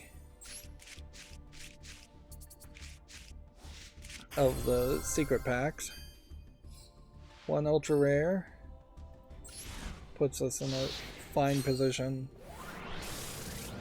but not really necessary to get an ultra rare now, but it's nice to get ultra rare, certainly. Like, ideally what would happen here is we would get a large variety to the point where we are getting at least 1 of every card that's available, or 1 of most of every card that's available. And if we could even, I don't even know if the numbers really would line up that you could get 2 or 3 copies of every card. That is an interesting question. Could you be incredibly lucky? And the answer is probably no. But could you open 10 packs and get 3 copies of every card?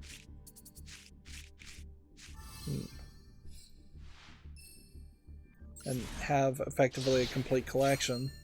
It still wouldn't really adjust the holographic and foil extra rarities, but I frankly don't care one bit about the extra rarity, holographic and foil elements in a digital collectible card game. But this is definitely what you want to see, is just a whole set of new cards.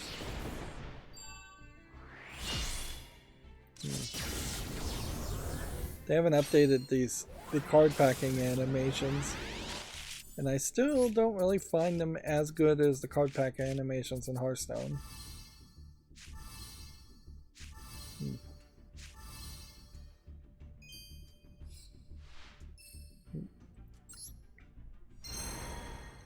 So we found some new card packs.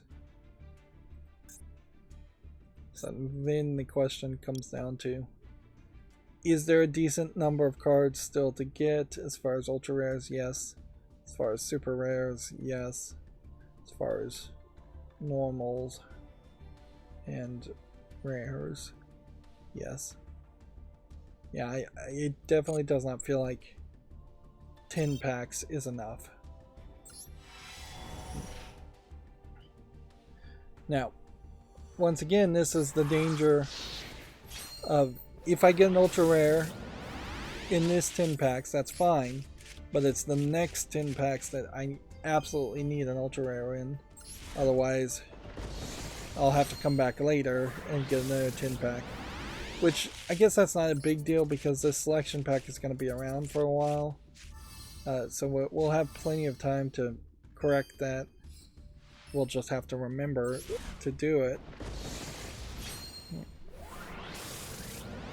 I haven't even been looking at the chat today, but thank goodness nobody's said anything. But yeah, I've been fairly focused on playing Yu-Gi-Oh! And not so focused on anything else. And at this point I probably should stop apologizing about not changing the filters on the games we're looking at on Steam, because I am not getting around to making that change very fast. I should. It's just that what happens more and more is that when I am done recording or streaming, I walk away from my computer and don't do anything on the computer again, so it just leaves my mind.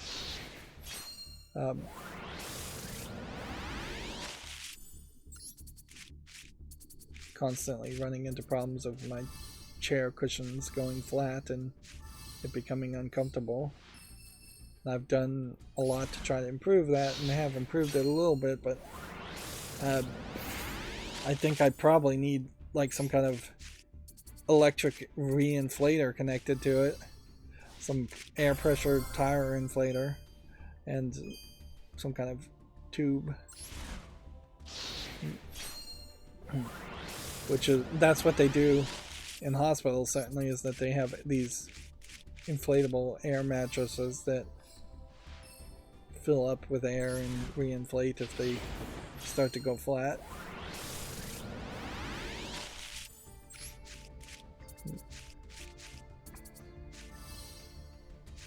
Yeah, we never really got to the sci-fi idea of floating in a tank like in the Matrix to connect to computers or anything like that, which I don't think a lot of people really want that, but I would be willing to give it a try. And there's still a little bit of a reason to buy another 10-pack. The reason is getting smaller and smaller here because it's really just lining up with the ultra rares. But 30 does seem to be about the right amount. And there we have an ultra rare pack, so we don't even have to worry now. So now it's just a question, can we get several more ultra rares that are new? Because that's really what I would like to see.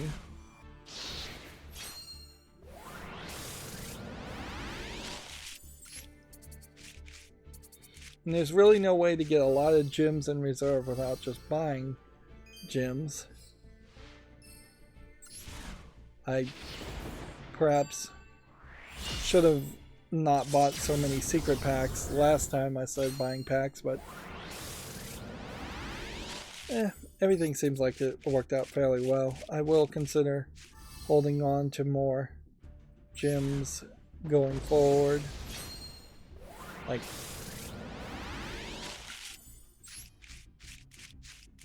but it doesn't really make a lot of sense to have 20,000 gems for when a new expansion happens.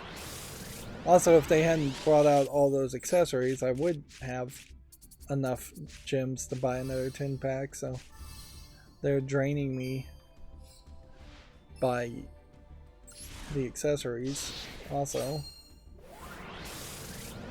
Of course, I'm the idiot that's actually buying the accessories and fully knowing that I'm never going to use it.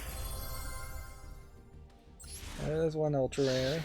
And we have a guaranteed ultra rare pack, so we would hope that would be a different ultra rare. We definitely are still in the phase where you really would just want one of every card well before you started to try to even think about having 2 or 3 of every card. Even amongst the ultra rares, there is a significant number of unplayable ultra rares, particularly if you're not playing a specific type of deck, or if that type of deck is just not actually playable in the current meta. There's no guarantee that any of the cards that we're opening right now actually change the meta one bit. There's no guarantee that these cards are even new. In fact, we should go check that out. Next. So we didn't get this, we didn't get this, we didn't get these 5, 6, 7 of cards. But it stops being really a good idea to open this selection deck for that reason. What we're not seeing, though, is any way to increase your odds of getting ultra rares. And if you can't increase your odds of getting ultra rares, then you can't get the dust and the crafting points to get ultra rares. 69, 98 seems like that's the same number of cards overall, unless this selection pack is new cards that are not added in there. So that creates a weird situation, certainly. This secret pack would make some sense to get. This secret pack would probably be a no. Of course, by the time I get back to any of these, they'll all be gone. This secret pack actually would be a yes, which is surprising because I thought it would be a no. And I assume that these are all just secret packs we've already unlocked multiple times before, because I think I've just seen all the secret packs. And I don't suspect that there will be that much. This would be a yes again. Let's see, yeah, if I had tons and tons of crystals, I would go for a lot of these. This secret pack I definitely would not go for, considering how many of the cards I already have. Remember also that the secret packs only give you 4 cards from their featured card set, and then give you 4 cards from the Master Duel Complete Collection, which is a bad deal. Yeah. The odds are probably lower. I'd have to think about it or do the math. But if you have like 4 ultra rares and you're only getting 4 cards in the featured set, that probably lowers your chances of getting ultra rares. Also, and we can always open legacy packs. And just skip through that. We're still seeing a decent selection of legacy pack cards getting unlocked. Many of these, of course, though, I think I already have. Either that or they are just very recognizable. And I'm just actively trying to reduce the number of legacy packs I have. That was an ultra rare and a super rare, so not terrible. But one of the things that still seems to cause problems here, or seems to be a little bit unfair, is that when you go to your deck editor here, number of decks 17 out of 22, so I guess the limit was probably 20 before, which honestly that's probably fine. Also, half of these decks I'll never play again anyways.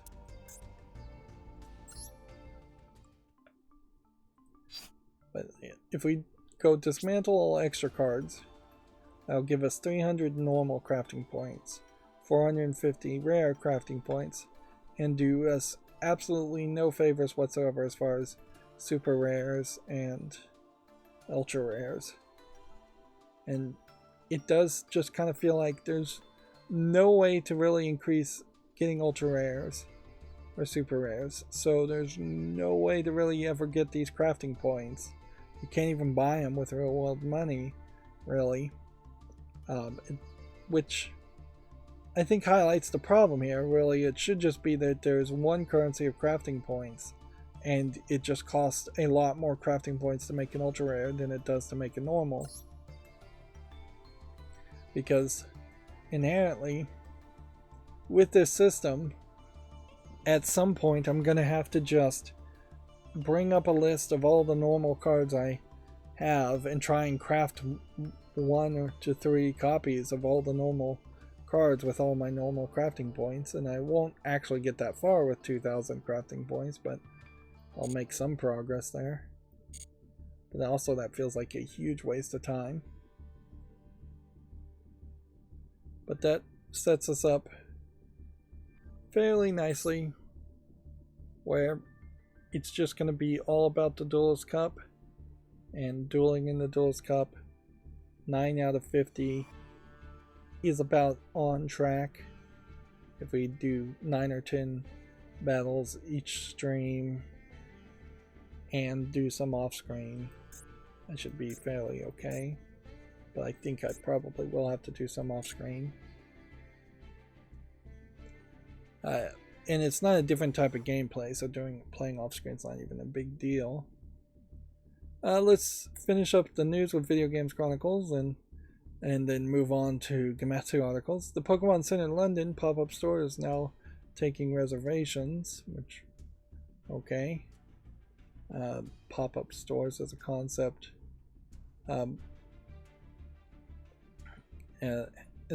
that's probably a bad idea for consumers. It creates a artificial scarcity. Xbox has accused Sony of paying developers Game Pass block fees. The company claims Sony is trying to inhibit growth of its subscription service. So one accusation was made by PlayStation, now an accusation is made by Microsoft. It does seem like there is a Cold War that is warming up. What do they mean specifically by block fees? Microsoft claims that Sony pays developers for blocking rights in return for them agreeing not to put their content on Xbox Game Pass subscription service. And this is a claim that is being made in Brazil, of all places.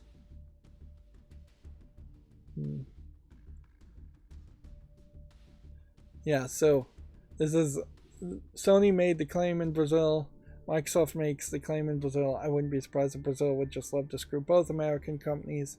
So this sounds like a bad place to make any kind of legal arguments at all, but whatever. And then here's Microsoft claims it simply wouldn't be profitable to make Call of Duty an Xbox exclusive. The Xbox firm reiterates it intends to keep Call of Duty on PlayStation beyond the Activision acquisition. Although arguably, if the exact quote is to make it an Xbox exclusive, it wouldn't be profitable. That doesn't say it wouldn't be profitable if it was an Xbox and PC exclusive. So it may very well be an argument that they could exclude Sony specifically. Microsoft claims over and over that they don't want to do that, and I just don't think that they really do. I have to side with Microsoft on that one. I think that their plans don't include trying to destroy Sony and the PlayStation brand by having exclusives. When you look at Sony PlayStation destroying its own brand by not really having any major games to announce and having more censorship than even Nintendo does.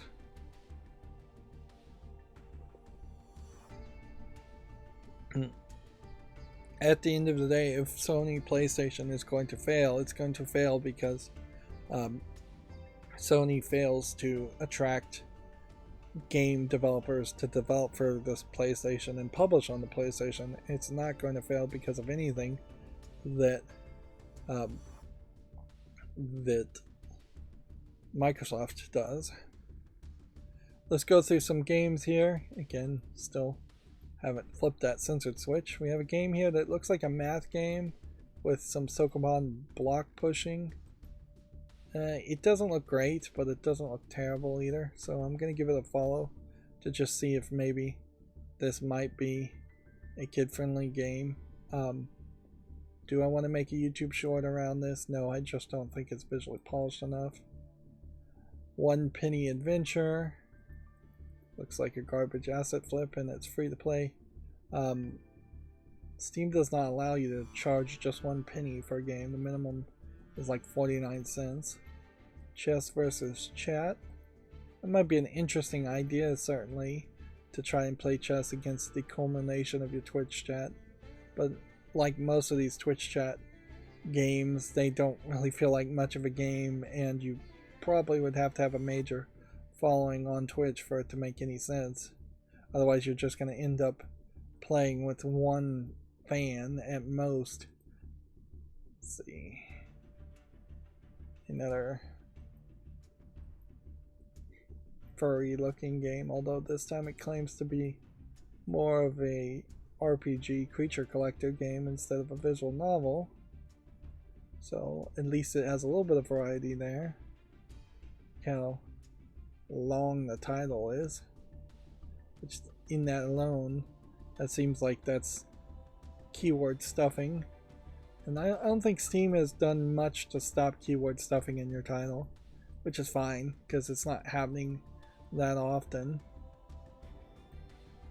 For that fantasy hentai quest, this is another one of these garbage platforming games. This was one I had already seen, where all the screenshots are of just this guy in a loincloth platforming, and then the very last screenshot is a nude single image that looks way different. Almost certainly I would assume that it was made by a different artist, very possibly not paid for. Let's see. Don't think there's anything here. This game was originally conceived for the Amstrad PC. I wonder if that means it never actually came out. Definitely looks like an old game. I'm going to give this a follow just to see if maybe there's some cult following that was looking for this game.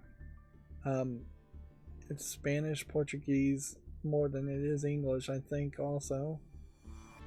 It'd be really hard to justify playing something like this, even if it was relevant.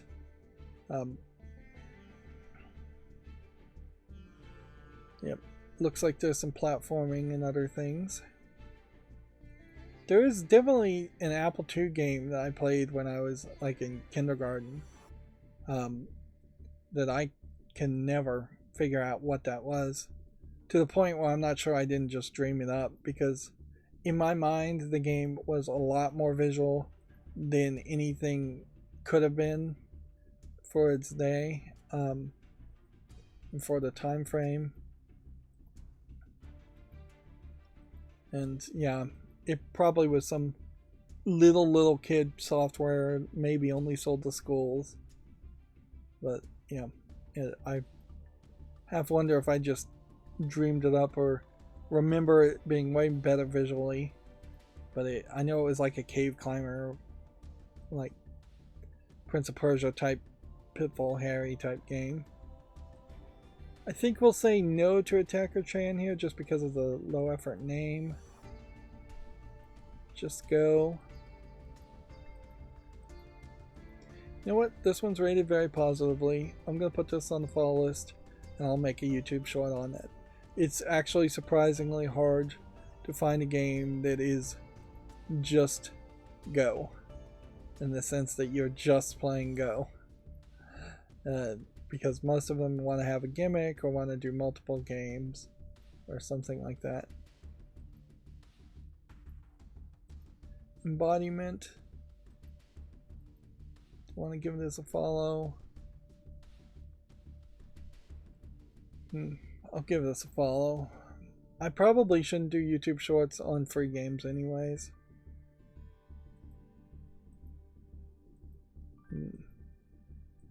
I may be getting a little desperate for more YouTube shorts too. There's a resource management clicker game with some kind of alchemy element to it. Historia, the Withering doesn't look like anything. Garden Guardian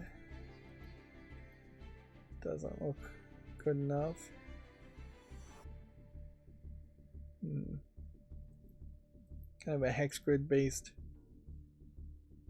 Plants vs. Zombies game.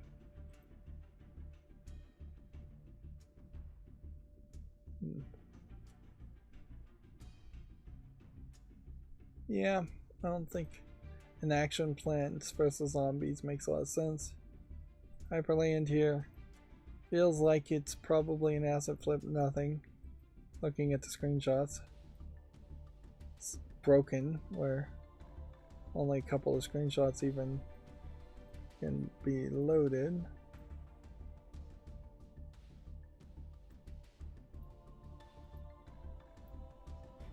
Yeah, I don't think you want your character to have this big of hair and the hair not really animated as individual strands and more as a group.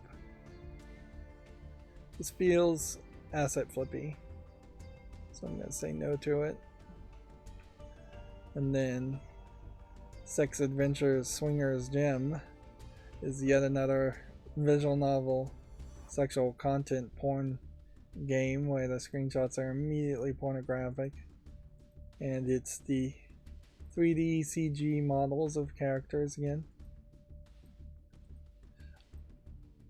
I was thinking, as far as a chart, the game is coming soon. Just immediately pornographic. Swingers Gym. That idea doesn't really work if you think about it. Like, if you're going to a gym and actually working out, then you're gonna get hot and sweaty and dirty, and while some people are into that, not that many people are into like absolute exhaustion and dirty sweatiness of a potential sexual partner, and being exhausted and working out yourself and then exhausting yourself more by sexual activity doesn't make a lot of sense either. The idea of sex in a gym is a good like porno scenario, certainly, where you pretend like you're lifting weights, but it does 5 pounds on the weight or 1 pound on the weight, and that's it. You don't lift potentially 100, 200 pounds at that point. And you pretend like you're doing 100 push-ups, but really you're just doing 1 or 2. That's really just another one of those cases where fantasy works around that and roleplay works around that, but reality does not. Let's see, next game we have is World of Cube, which probably is nothing as far as a puzzle platformer, but I'll give it a follow. I'm being fairly generous. Limousine parking simulator. Looks like nothing of interest. Neon circle. Looks like nothing of interest. We're at the games that came out today, so yeah, the whole idea of games only coming out on the weekends does not seem to be particularly true for adult-only games. Seems only to be true for like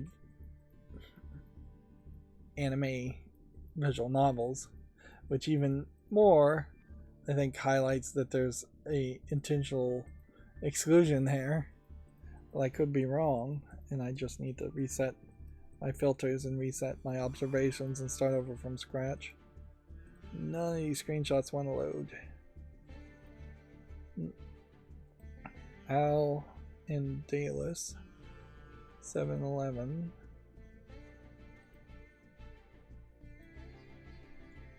There's some interesting visuals here. Enough to make me want to give it a follow. It's a little rough on the visuals and of the characters and such. it's a visual novel, and they're not really making that super clear. Because I would think that this was actually more of an action adventure game. Yeah, it's not a visual novel. I don't know why it's tagged as a visual novel. Clearly you're walking around. It's more of a adventure game, maybe escape the dungeon game. It feels like there's not a ton of interaction with enemies or people looking at the video play. And this is a kind of great example where actual video of a gameplay footage can drastically change my observation as to what the game even is, but I can't really spend the time to watch videos of every single game, so often I do have to just look at the screenshots and make a snap instant judgment, which is not particularly the fairest of judgments, but it's an unfair system that's being applied as best as I can equally to every game. Code rivals here. I don't like the visuals on this. Like a half very nicely animated game and then half a half programming game that is not nicely animated and visually just completely inconsistent. It's a colorful recolor. Seems like it's a dash game where you have to only touch certain walls when you are certain colors, which just seems to be probably more complicated than I'm willing to put up with. Technic City is a city builder. A free prologue. This is a prologue to the Technic City. But a first-person city building game is a weird concept, certainly, that you would have to actively be involved with the cranes and the bulldozers and the building. A construction simulator game might really work, but you even here are seeing kind of a drop between reality and fiction and inconsistency there, where you have to be somewhere close and you have to go through some actions that sort of feel like you're hands-on building a building, kind of, but you're not quite hands-on actually building the building. And always this might be trying to be somewhat Minecrafty, where Minecrafty block per block is kind of hands-on as far as building the buildings, or unless you're using plugins to cheat. Ninja Creator seems like it literally is just a Ninja Creator. Pretty much just an asset flip game, but it's free, so can't really complain too much either, can you? Memory Traces Japan. Seems to be like a broken pieces puzzle game. I'm gonna give this a follow just to see like how many different puzzles are in it. Although I could probably just read how many different puzzles on there. 3 phases, 25 levels, 10 bowls, 10 pitches, 5 statues.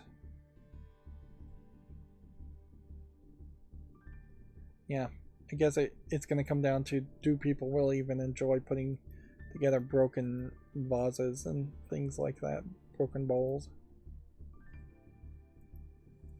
Under Waves looks like a Neon Asteroids clone, and it looks like it has very poor frame rate. The Sunday Gold prologue looks interesting, but am I going to do YouTube shorts on prologues? No. So if anything, I'd like to look at Sunday Gold, but then you run into the problem of Sunday Gold not being out, so I really shouldn't put that on the follow list either. Tower Fall is a Jenga simulator of no interest. We have about 15 more games to look at. Exoria looks just like an RPG game, nothing particularly special there. Ragdoll playgrounds. The sandbox doesn't look like anything. Nude crisis. Alright. It's a game where you control little chibi characters, and one of the characters is naked, and it seems like the idea is somebody stole all of her clothes after taking a shower, and so now you have to stealth and not be seen by any of the other chibi characters, otherwise they will take a picture of you. But then the problem is when you lose, that's when it shows you the picture that they took of you, and so that's actually a rewarding image to the player for doing the wrong thing. So they've kind of got it backwards. It's not a terrible thought for a game if you just want a lot of naked images of one character. The animation is alright for like what I'd call a Western animator. It's not good enough for an Eastern animator. It is, while the overworld characters are chibi in their art style, the actual nude animations are more just standard 80s 90s anime flat 2D images. The character has a really big boob and a really big butt, so, or two really big boobs, I suppose. What's funny is it's already rated 59%, so amongst fans of adult content, it seems like as a game it's not doing particularly good. Nude Crisis is the name. It's not a terrible thought, but there probably should be a reward for exiting the level without being discovered, more than for being caught. Being caught should just be a game over scene, and no nudity, and then exiting the level should be a alright, I did it scene, showing her naked, or you could definitely get more ambitious and have a unique image of her barely escaping and almost being seen over and over again. It also kind of plays into a weird situation where forced exhibitionism that you do not want to take a part in is, if not sexual assault / sexual harassment, it's dangerously close to that.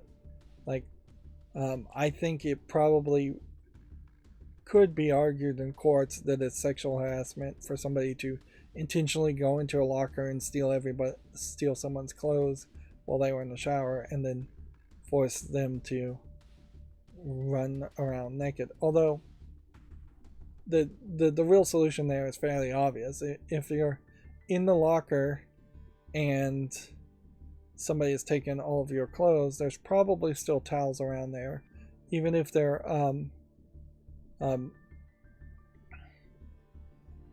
even if there aren't any towels or anything else to cover yourself up with in the locker room, and you're not willing to potentially check all the other lockers for any kind of towel or clothes, or break into other people's lockers, which is probably a mistake, you would just stay in that same spot is the right response there. Stay in the shower where it's much more reasonable that somebody would be nude, and then scream out the door help, and try to get someone's attention and someone's help.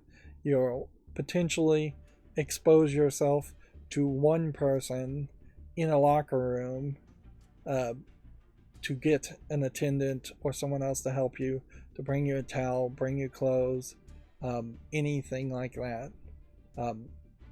Worst case scenario, you literally would call like the non-emergency police number and have the police bring you something. And calling the non-emergency police is probably a good move anyways, because you probably should report the theft of your clothes. But The idea of trying to sneak back to your house or sneak back to some other safe place is again a fantasy idea, not the right move. I'm talking way too much about a dumb porno game though. Here we have a game called Book Quest that doesn't look terrible, so I'll give that a follow. Again, still not really visually flashy enough for a YouTube short though, so let's say no to that as far as being a YouTube short. Lost in Play, on the other hand, does look interesting enough to get a YouTube short. Actual game with this hand-drawn cartoony style.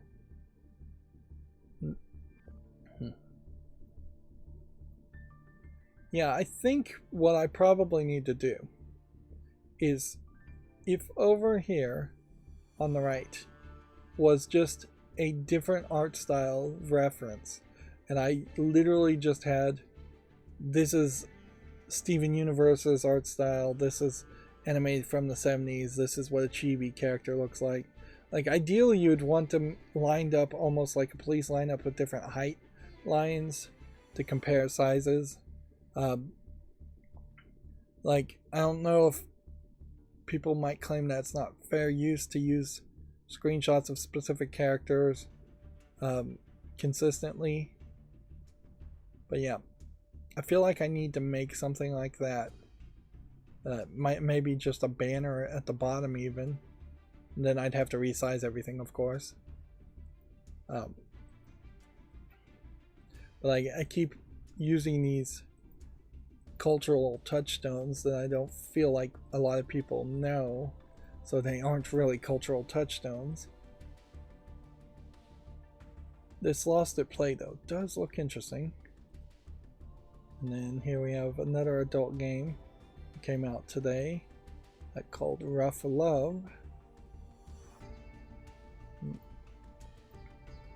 which suffers kind of from dark screenshot syndrome, in that almost everything on the screen that isn't a female's genitals is in shadow, and every screenshot here is just kind of showing porn, and that's about it. Fully animated and voiced ASMR game. That's an interesting twist, certainly. The idea of we're gonna call it ASMR just because it's voiced.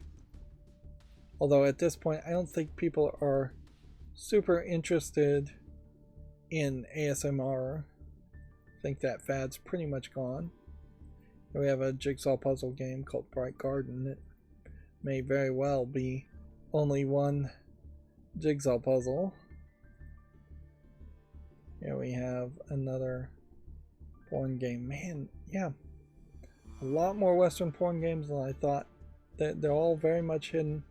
I think part of the thing is, if there is an algorithm that they are running all the screenshots through, whenever you have a Western game that uses 3D models, there's just so much skin tone matching there that I bet AI can detect this and go, yeah, this is pornographic, this should be in the adult section. And I wouldn't be surprised if submissions are being put through that kind of filter before they show up on Steam. Like, particularly in this game, Computer Club, one character looks really realistic here. It would be easy enough to put some filters on this and try to pass it off as the real deal.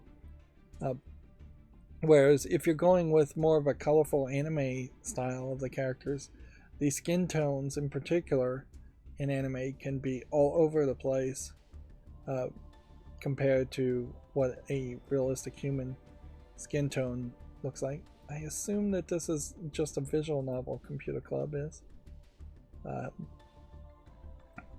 So there's not a lot to say there.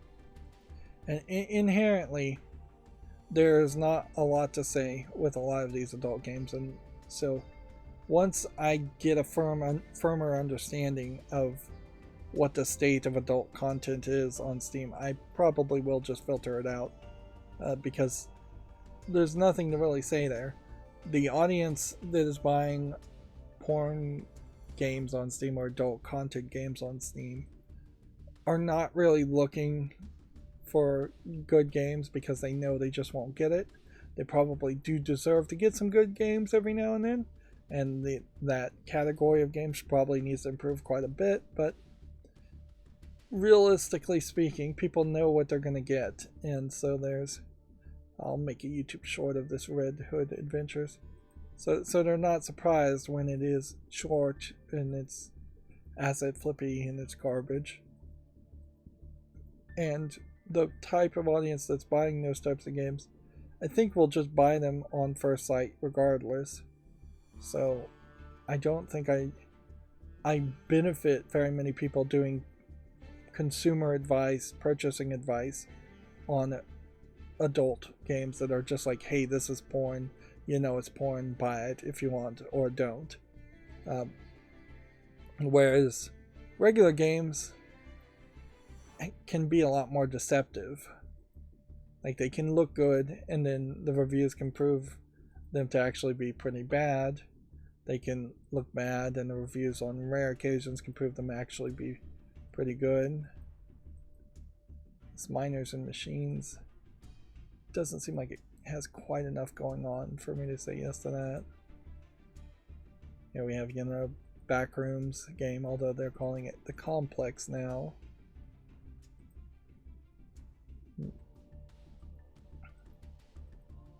They still are closing the significant majority of all the games that are coming out without putting them on the fall list. It still is needle in the haystack levels of good quality games in general. Maze Ablaze.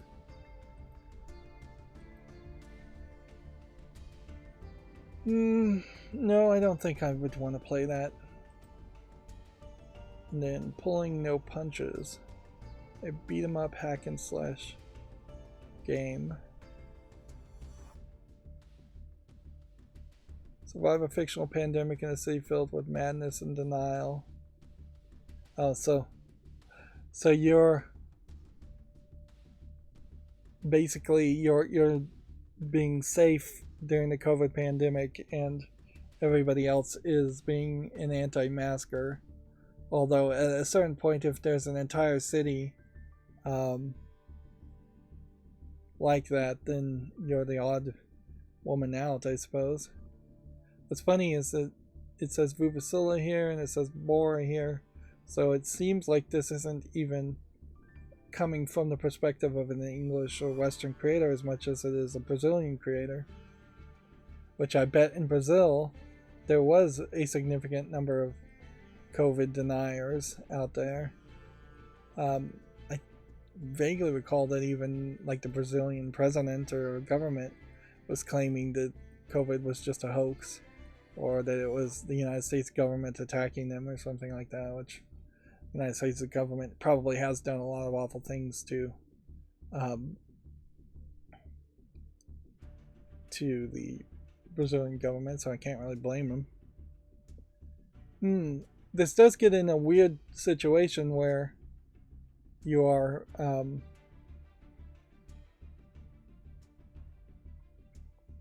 getting, I think, probably a little too political for the YouTube shorts. Last thing I want to do is, after having major success on the YouTube shorts, have people on both sides arguing and fighting. So I think I'll skip this for being a YouTube short, but I will put it on the follow list just to see if there's any major reception there. In a lot of ways, though, this is too late, because the people that have these kinds of feelings are pretty much already vaccinated, and they're for the most part safe in those vaccinations. I think maybe in the United States some more vaccinations should happen. We're approaching another 6-month point, I think, since the last vaccinations were allowed as far as booster shots. But once people have, for the most part, been vaccinated, that only leaves a very small minority of people that can't be vaccinated, and very few people actually can't be vaccinated. It's certainly, I think it's like effectively what happened was there was a Thanksgiving dinner knockdown fist fight that happened, but it's now Christmas and people have just all agreed not to bring it up or not to mention it and to just move on. There still are plenty of anti-vaxxers, anti-maskers out there, but there's no real companies or businesses requiring masks so much, so they don't have anything to rant or rage about. Plus, you have the whole monkeypox just being a slightly different scenario. So, as the next big thing or next big potential pandemic, until monkeypox gets bad enough that it's affecting a ton of people, specifically people who aren't gay males, people are just not going to be as concerned about the monkeypox spreading. Monkeypox has started to spread to non-gay males and children just because it is any kind of physical contact, even like on the sheets or something. So it will become a bigger thing before it becomes a smaller thing. Let's go through the Gamatsu article. Alice's Warped Wonderland Recollection has been announced for Switch and PC. I feel like we had already covered this in the last stream, but I think I say that for a lot of things. Yeah. Kind of a visual novel, escape the room story. There might be something to it. Marvel Midnight Suns delayed to later this fiscal year for PS5, Xbox Series, and PC, later for the PS4, Xbox One, and Switch. You can really tell there's too many consoles potentially to have to focus on right now. And we need to start to see fewer and fewer companies making Xbox One versions and PS4 versions of games, so they can just focus on current gen and the Switch, which I think you'd leave the Switch as a specific exclusion. We already talked about Sonic the Hedgehog 3 premiering December 20th. Made in Abyss Binary Star Falling into Darkness has its game overview trailer. Here you have the two new kids for the game and the two kids from the anime. What's funny is I'd almost have to call this a super moe, because the arms and legs are particularly long and undetailed for these characters than you see in most moe animation styles. And it is also very possible that what I think of when I say moe is not what most Japanese people think of when they say moe. Let's see, let's continue. Soul Hackers 2 has a AI Hose DLC overview trailer. Pac-Man World Repack has its opening movie if you want to check that out. Apparently, the Gamatsu's had opened a open forum number 343. I don't even know what that is. I don't know where the number 343 comes from. If it's maybe an idea that they're posting to their forums, open off-topic discussions once a week. 343 would be a fairly low number for once a week even. Community guidelines still say no nudity, not for safe work content needs to be posted with spoiler tags, no trolling and spamming. What's interesting, I think, more about this, I don't even know why I saw this article because it really shouldn't be in the category of game news. So few websites now are willing to have any kind of forums at all. It's all just either gone to make your own Discord, make your own Mastodon, whatever type of service you want, but let somebody else host it and run the software, which is good because half of the forum softwares were constantly being hacked because they were never getting updated. But also half of the websites just don't want forums because they don't want to have to they don't want to have to police them. And there is a danger that the internet, as it somewhat gets smaller and smaller, loses the interactivity that it once had and should have. Very much a lot of the internet these days is content that some company made to sell you something, or to get you to give your information to them so they could sell your information. Whereas the idea of just hanging out with people and chatting and just having kind of a forum for communication between standard internet user and standard internet user has become less of a thing.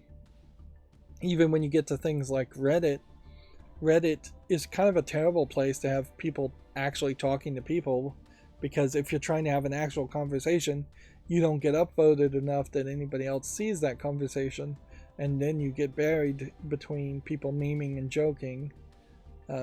So it's kind of a terrible forum for any actual conversation or knowledge.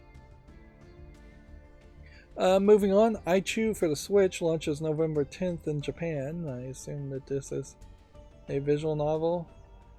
It's a otome rhythm visual novel.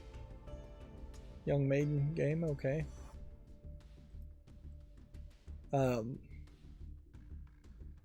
Probably what I should do is have just a text definitions.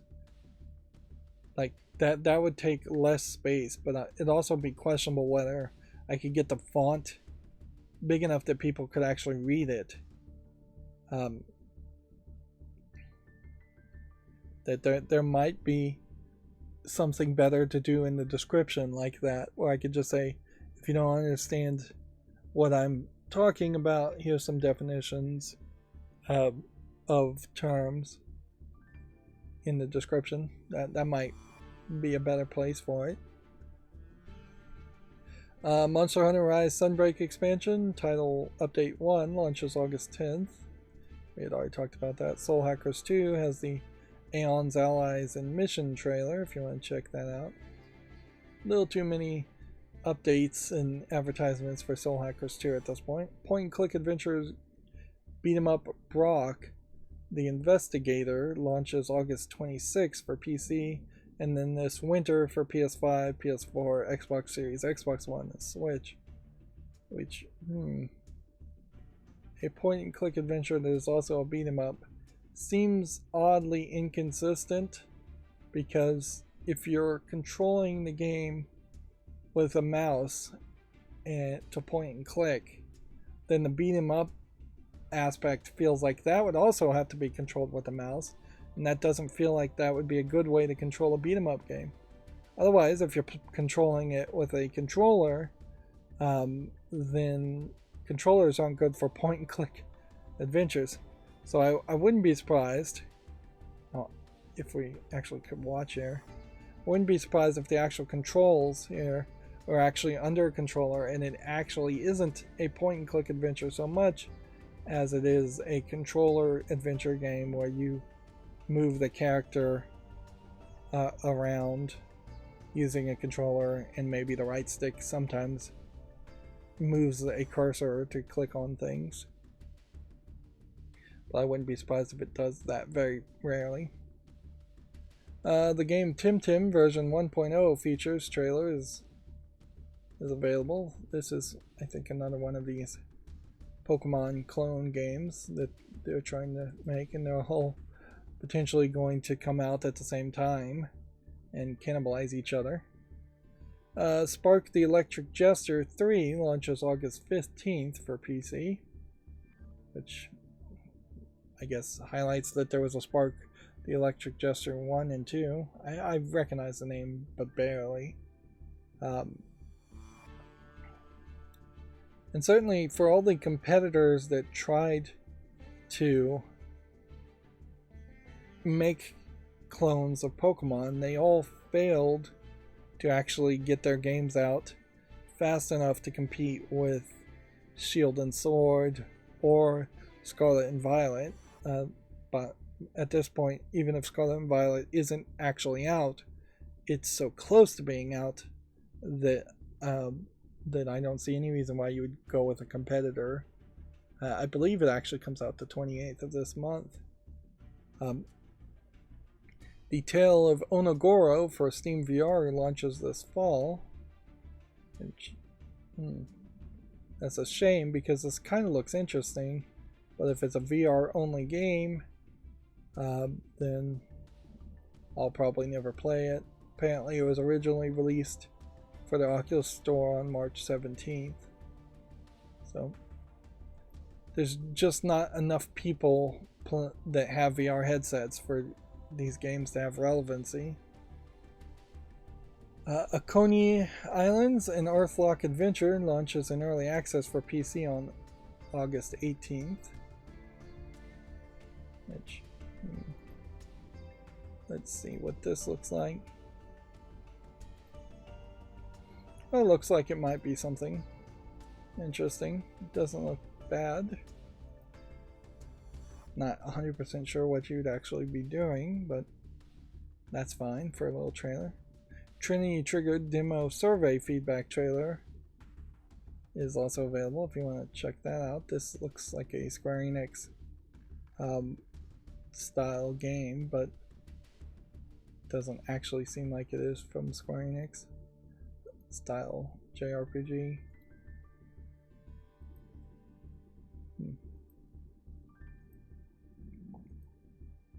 Yeah, we are oddly getting close to the point where the thumbnail art style here is going to be the new art style for all JRPGs for a generation, which seems odd. It's kind of a throwback. I really haven't seen Japanese people do throwbacks as far as animation style.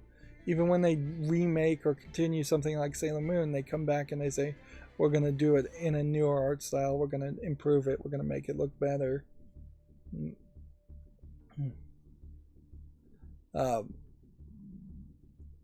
Let's see. 17 minutes of Grim Guardians Demon Purge gameplay is available if you want to check that out. I feel like it's probably a case where the Japanese would say, well, we had a good reason to change the animation style before. There's no good reason to counter someone else's previous decision and go back. So if a previous boss said, let's improve the graphics, they would honor that decision going forward for all eternity. And that's probably why we don't see throwbacks in animation style. That would be my speculative guess. Sunday Gold launches September 13th, and the prologue is now available. It's a point-and-click, turn-based adventure game. We oddly are getting games that are point-and-clicks and then something else. At least in this case, I think turn-based adventure makes a little bit more sense than real-time beat-em-up, if it is also going to be point and click. And then Gotham Knights has the Red Hood trailer. And I guess just it took me to this point to realize that I think Arkham Knight was the name of the last game, and so this new game that is kind of the spiritual successor, Gotham Knights with an S, is probably trying to do some name confusion so that people either accidentally go back and buy Arkham Knight, or they don't buy Arkham Knight and instead buy Gotham Knights. Like, you would kind of want it to be more separated, though, if you were going to try and not remind people about how bad Arkham Knight is. Don't have Knight in the name. The problem there, of course, is that Gotham Knights as a DC comic series, I think, was actually very popular, and almost certainly the game is slightly inspired by that series. So yeah, they may have not had much of a choice. We have some GameDeveloper.com articles we'll burn through. In-game spending in Roblox continues to decline, which, from my perspective, that is a good thing. Roblox, I don't think, was ever that good of a game, and it did sound like at some points there was a ridiculous amount of spending happening. Xbox's International Day of the World's Indigenous Peoples celebration goes beyond the Americas. I guess this was some kind of like Twitter icon. That's about all I heard about this. They first marked the holiday in 2021, so they're new to this since last year. Which, okay. Yeah, it's another one of these holidays that's not big, or I have no idea what you really do to celebrate Indigenous Peoples Awareness Day or celebration. Like, particularly in the United States, I don't know what you're supposed to do. You leave the indigenous people alone more than you normally do, if you even have the opportunity to interact with any indigenous people. Or are you supposed to go to the reservations and, I don't know, help them out, or have a celebration with them, have a meal with them? Are you supposed to go to Indian casinos? Like, what are you supposed to do about that? Maybe learn about them, but then there's not really a good way to learn about them. So as a holiday, I don't know what you're supposed to do there. So it's like so many other holidays where in a lot of ways you're not going to have anything to celebrate if you're not an indigenous person on that day, and you don't know how to celebrate. So it's going to fall by the wayside as just feeling like any other Tuesday. I don't know if it actively was on Tuesday.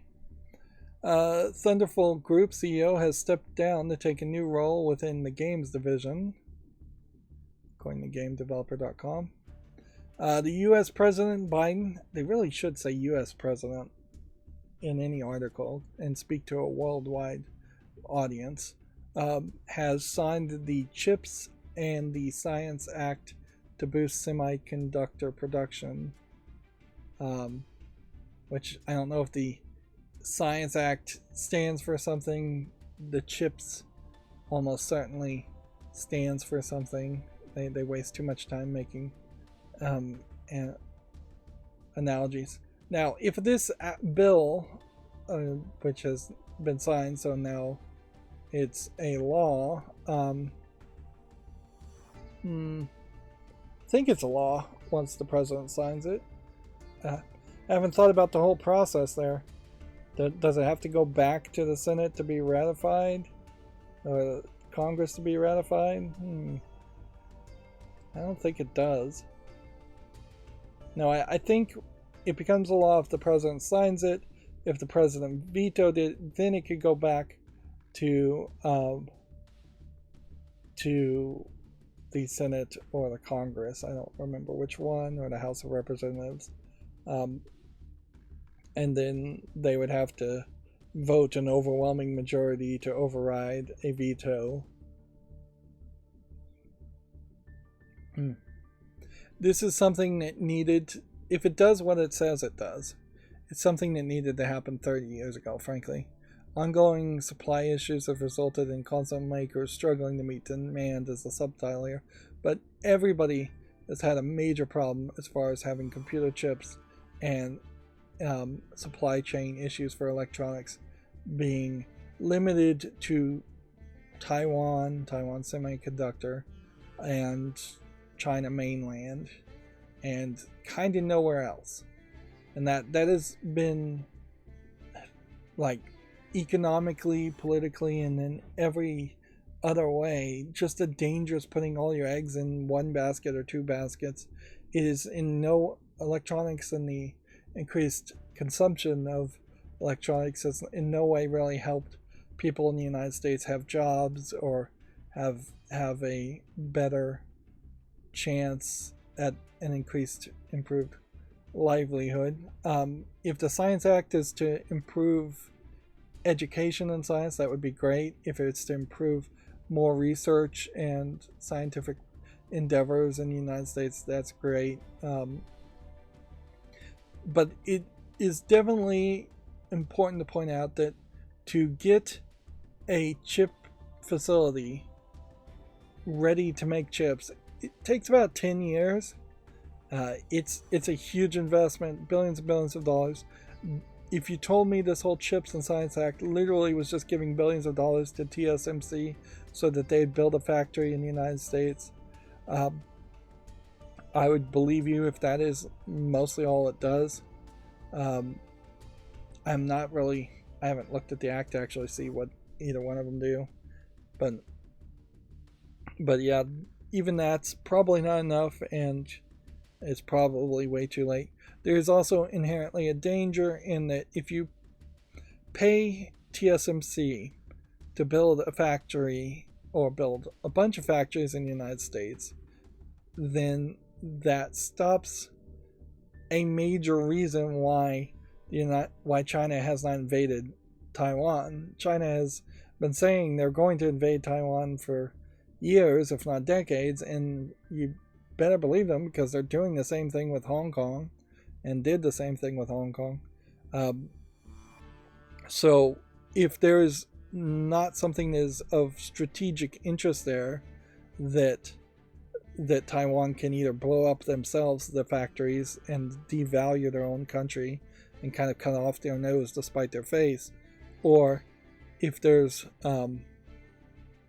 not anything of value to China there because the factories in Taiwan are no longer valuable, then China may very well just bomb the entire island. It's small enough, with no real fear of repercussions. So there almost is this 3D chess political concept of give a nuke bomb to Taiwan, for instance, or give them a factory, give them something of value that they can either use against China in active military conflict, or they can use in political collateral. It's similar to the don't bomb the oil fields in Iraq when the United States invaded Iraq, is that Saddam Hussein specifically had a plan to set all of the oil fields in Iraq on fire, and it would have taken decades to put the fires out. And fortunately, he gave the orders, and somebody actively refused to follow the orders, or they just screwed it up, and that probably didn't help Iraq as much as they thought by not destroying the oil fields, but it probably would have been worse for the people of Iraq had the oil fields still been on fire and they were not producing any oil, and then they had no natural resource to trade with the rest of the world. Yeah. So there is also other aspects certainly to this, but I definitely would lean towards more businesses need to be forced to do all of their business inside your native country, and less world economics where you can just build chips in China and violate every single kind of like clean energy or clean air act and put poisonous materials in rivers and do things cheaply and use slave labor effectively in China, because those chip factories are effectively, those are slaves working there. They're getting paid nothing.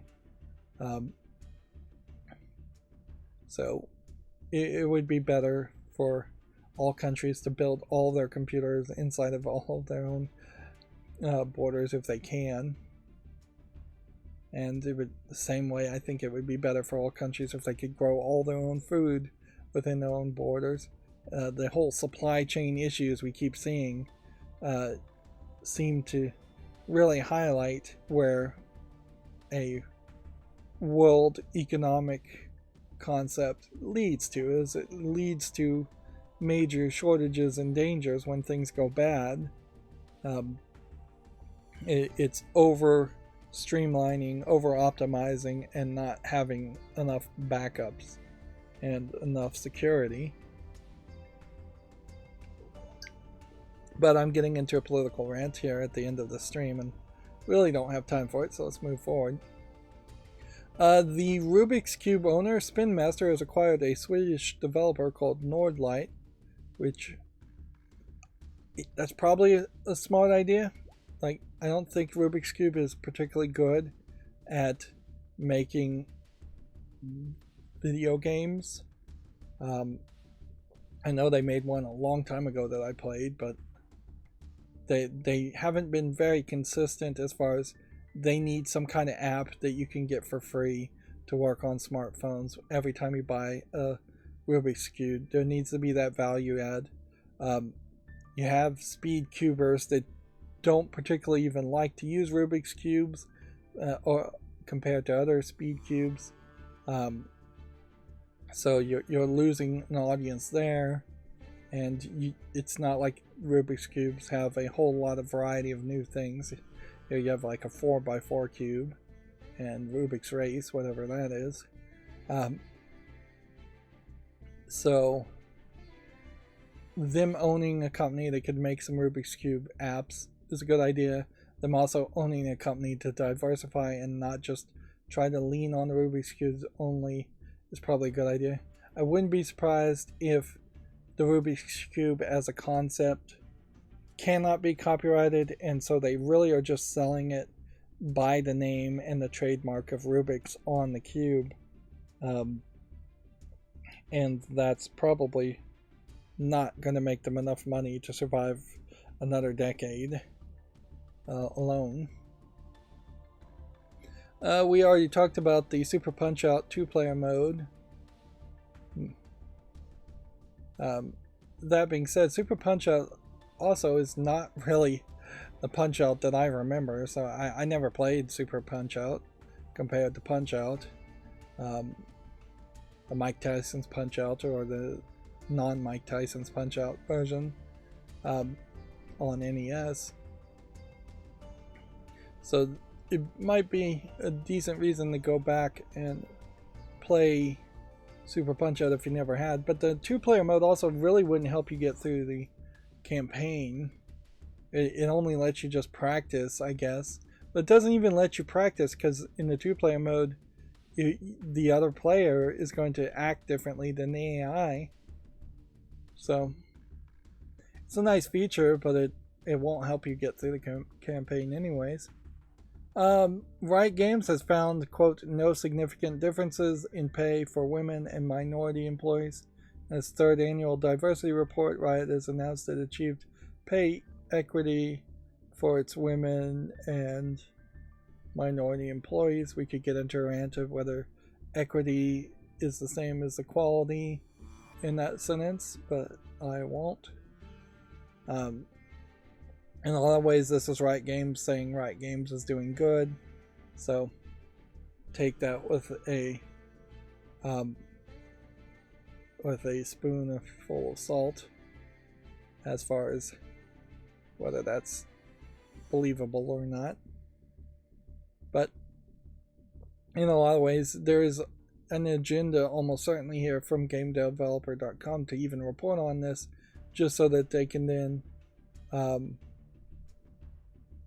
point back to older stories and push a narrative that really was unproven.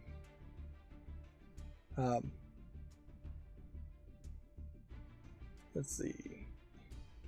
There was a lawsuit which was related to gender discrimination at the studio that was settled last year. There was a Kotaku article in 2018 alleging toxic workplace culture. So they really are just digging very deep when you get to 2018 to bring up this. This is definitely agenda-based journalism, that you would bother to write an article at all for something that's not really news. And that's why you didn't see Gamatsu report on it. That's why you didn't see Video Games Chronicles report on it, because this is just not news for a company to put out an annual diversity report. Almost all the companies do that, and almost all of them are going to say no significant differences. Nintendo of America has received another labor complaint. This one I suspect might be a little bit more realistic, although again, I think the previous time there was a labor complaint, it was with their subcontractors. Nintendo of America hiring subcontractors, and then the subcontractor um, mistreating the people that were working for them. But that is kind of how all businesses work: is that they hire a subcontractor, a employment agency that they know are going to abuse the employees. That's why I personally don't recommend anybody work through any kind of temp agency or employment agency. Maybe if they are going to get you an actual permanent contract job, an actual permanent job, maybe you'll give them your time of day there. But if somebody says this is 6 weeks to 6 months, or this is 30 days or something like that, it's not worth doing any business with those people, and almost certainly you're going to be mistreated and disappointed. Even a lot of the jobs that say they are permanent, when somebody is not willing to go through the hiring process themselves and are going through a temp agency or hiring agency, that a lot of times can be taken as the company is actually lying when they say it's a permanent job, and that they will get rid of you right before any of the medical benefits would kick in, and they will just go back to that hiring agency to find the next person. A lot of businesses definitely were living and thriving and only succeeding on the idea that there would always be somebody else willing to work, always be somebody else that they could hire. Amazon.com shipping is definitely built around that concept, and more we're seeing with the anti-work movement and just people not being around or not being willing to work crappy jobs. You're seeing businesses fail because their entire business model, in part or in whole, was around exploiting as much labor as possible. And that's coming from somebody who even kind of heavily leans on the idea that if I was the boss, I probably would dismiss and fire a lot more people than you would think, because once somebody is no longer interested in working with you, they're never going to get better. They're only going to get worse. Although, in all fairness, if I was the boss, I would hire people that I could hopefully trust, and then try to keep them on forever, and not try and just fire people just because they've been there a year or 6 months or 5 years, 10 years. Let's see. As for this actual article, second complaint says the workers were attempting to unionize. Let's see. Second complaint in regards to its workplace. Axios reports, according to its workplace period, Axios reports that the National Labor Relations Board received an anonymous complaint from an employee of the U.S. office of the game publisher. In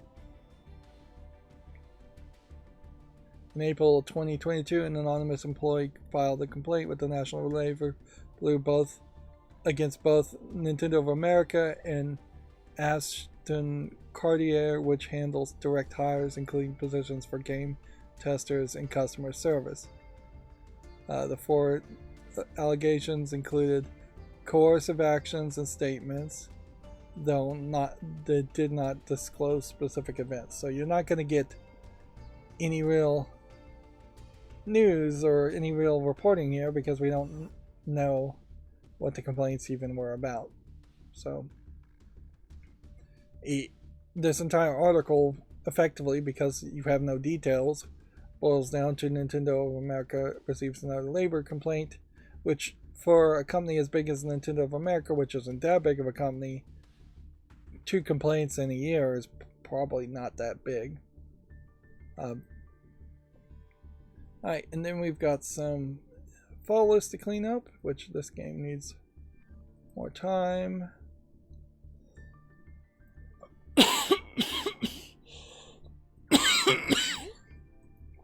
Excuse me, I'm wearing out my voice. This game, Padre, I'm going to take off the follow list. The Outer Worlds is incredibly positive, so we can put that on the wish list. Odyssey of Mammoth.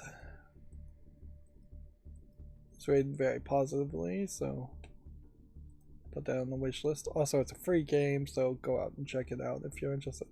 It's very surprising for a free game to have so many reviews, really. We have Chilla's Art, The Night Way Home, which is some kind of mostly positive reviewed horror game, which I guess it follows the rules, so on the wish list it goes.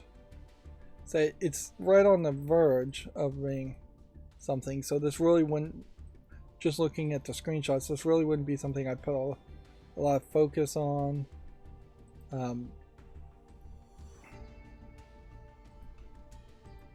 But in actual gameplay it doesn't look too bad. I'm not sure if there is a full narrative or beginning, middle, or end here, or if it isn't just a sequence where you're just trying to race from point A to point B, which that may be good enough anyways. Night of the Scissors as a game is rated very positive. Definitely very blocky, but I'll make an exception to my dislike for low polygon things in this case, because there was a decent number of low polygon type games, type horror games in the past, and that would be a good game to compare to that. The Nephil Day I will give more time to. This came out in August of 2021 and it has 3 user reviews. I think that means this one needs to leave, and we're going through the T's, THE, at this point. Mountain Hunting doesn't have enough reviews, so it can leave because it came out in June of 2021. The Monster Within, it's a card game. Is it out of early access? No, I wasn't checking the other games to see if they were out of early access, but I think they all were. And then Moneymaker's Rail in 2020. Not sure I'd really want to play this game, but at this point I am kind of just putting anything that follows the rules onto the wish list. So potentially I'm overflowing and flooding the wish list with too many games, but that's fine, because I'm still having a fairly large barrier between games on the wish list and games I'm actually buying, particularly this year. Let me just quickly scroll down my Twitter.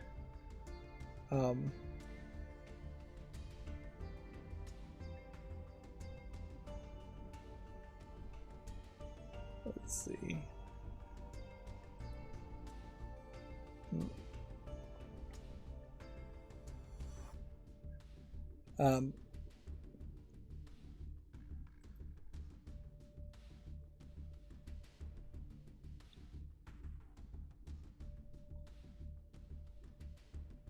Let's see.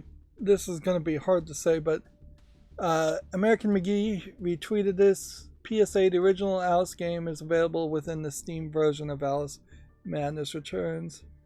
Not sure how well known it is. I've let a few you know already. The original Alice game is actually included in the Steam retail version of Alice Madness Returns, but it has been disabled, I believe, due to EA and/or licensing agreements. You just have to download and tweak a few files, and you can play both games via Steam without much issue. There are a few guides out there on how to do this. If you follow this game, you can get the original game working pretty easy on PC. There's also an updated HD textures and sound packs available. So the first game is prettier looking for modern PC hardware. However, I played the original form as I preferred that. So this was retweeted by American McGee. I question in particular if it has anything even to really do with licensing and artwork, because if it did, American McGee would probably get in trouble retweeting even the tweet there. I imagine it has more to do with just EA not really wanting to support it and advertise it, and EA being perfectly particularly just like not caring about Alice, the original Alice game, and being more interested in promoting EA Origin.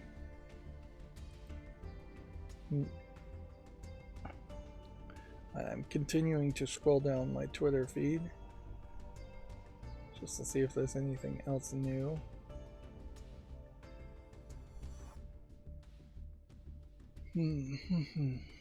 My eyes are trying to glaze over as I'm reading all these articles. I think there aren't actually that much. We started fairly late in the evening, so, or in the afternoon, so new news doesn't really happen after about noon in a lot of cases.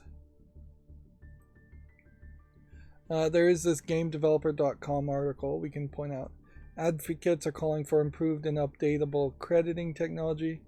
A new IGDA special interest group wants studios and publishers to consider new methods for crediting game developers.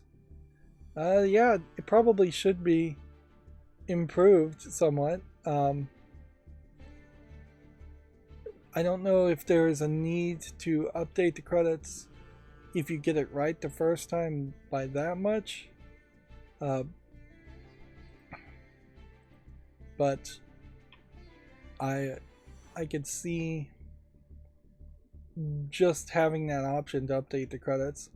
But very few game companies, particularly if they're lazy and they're just not going to bother to credit people appropriately, either because they're lazy or because they're spiteful, they're not going to really embrace the idea that, oh, well, credits can now be updated easier or better. Like, theoretically, there could be a website that was like a link tree where every person's name in the game's credit could be clicked on and it would go to that website. That really wouldn't work for most games, though. People's identities in general are weird because you could have people with the same name working in the same industry. It's not like a Screen Actors Guild situation where everybody has to change their name if they're a famous actor. So yeah, there's room for improvement, but then the abusive situations we've heard before where people intentionally are not crediting employees still would go on. A lot of Japanese companies, Square Enix I think is one of those, or Konami is one of those companies, I can't remember which one, that's really bad about not crediting people that worked on the game. And then there is potentially a small backlash if all of a sudden it's mostly used because somebody gets married and changes their Mr. from Mrs., or they transition and they change their dead name to their new name. So, and there might be some conservative pushback on that. But yeah, and if you were going to try and make a unique identifier for each person, it kind of needs to link towards a website or have like a QR code next to every name that would link to a website, because it would constantly need to be updated. But something like that would be nice, certainly. It would be nice if you could get the credits of people that worked on a game on Steam and then click on their names on Steam and see what other games they worked on. And something like Steam has more of a motivation to do that than game developers alone have a motivation to do that. And I would say that the IGDA probably doesn't have enough clout to push game companies to embrace that idea very quickly. Anyways, that's going to be it for this stream. As always, I ask you to like, share, subscribe, comment, and watch every second of my videos. If you want to friend or follow me on any social media sites, there's a whole bunch of links down below. And if you want to support me further, there's a link to Patreon, or you can friend me on Steam and get me a game off my wishlist. Thank you for watching. Have a good evening.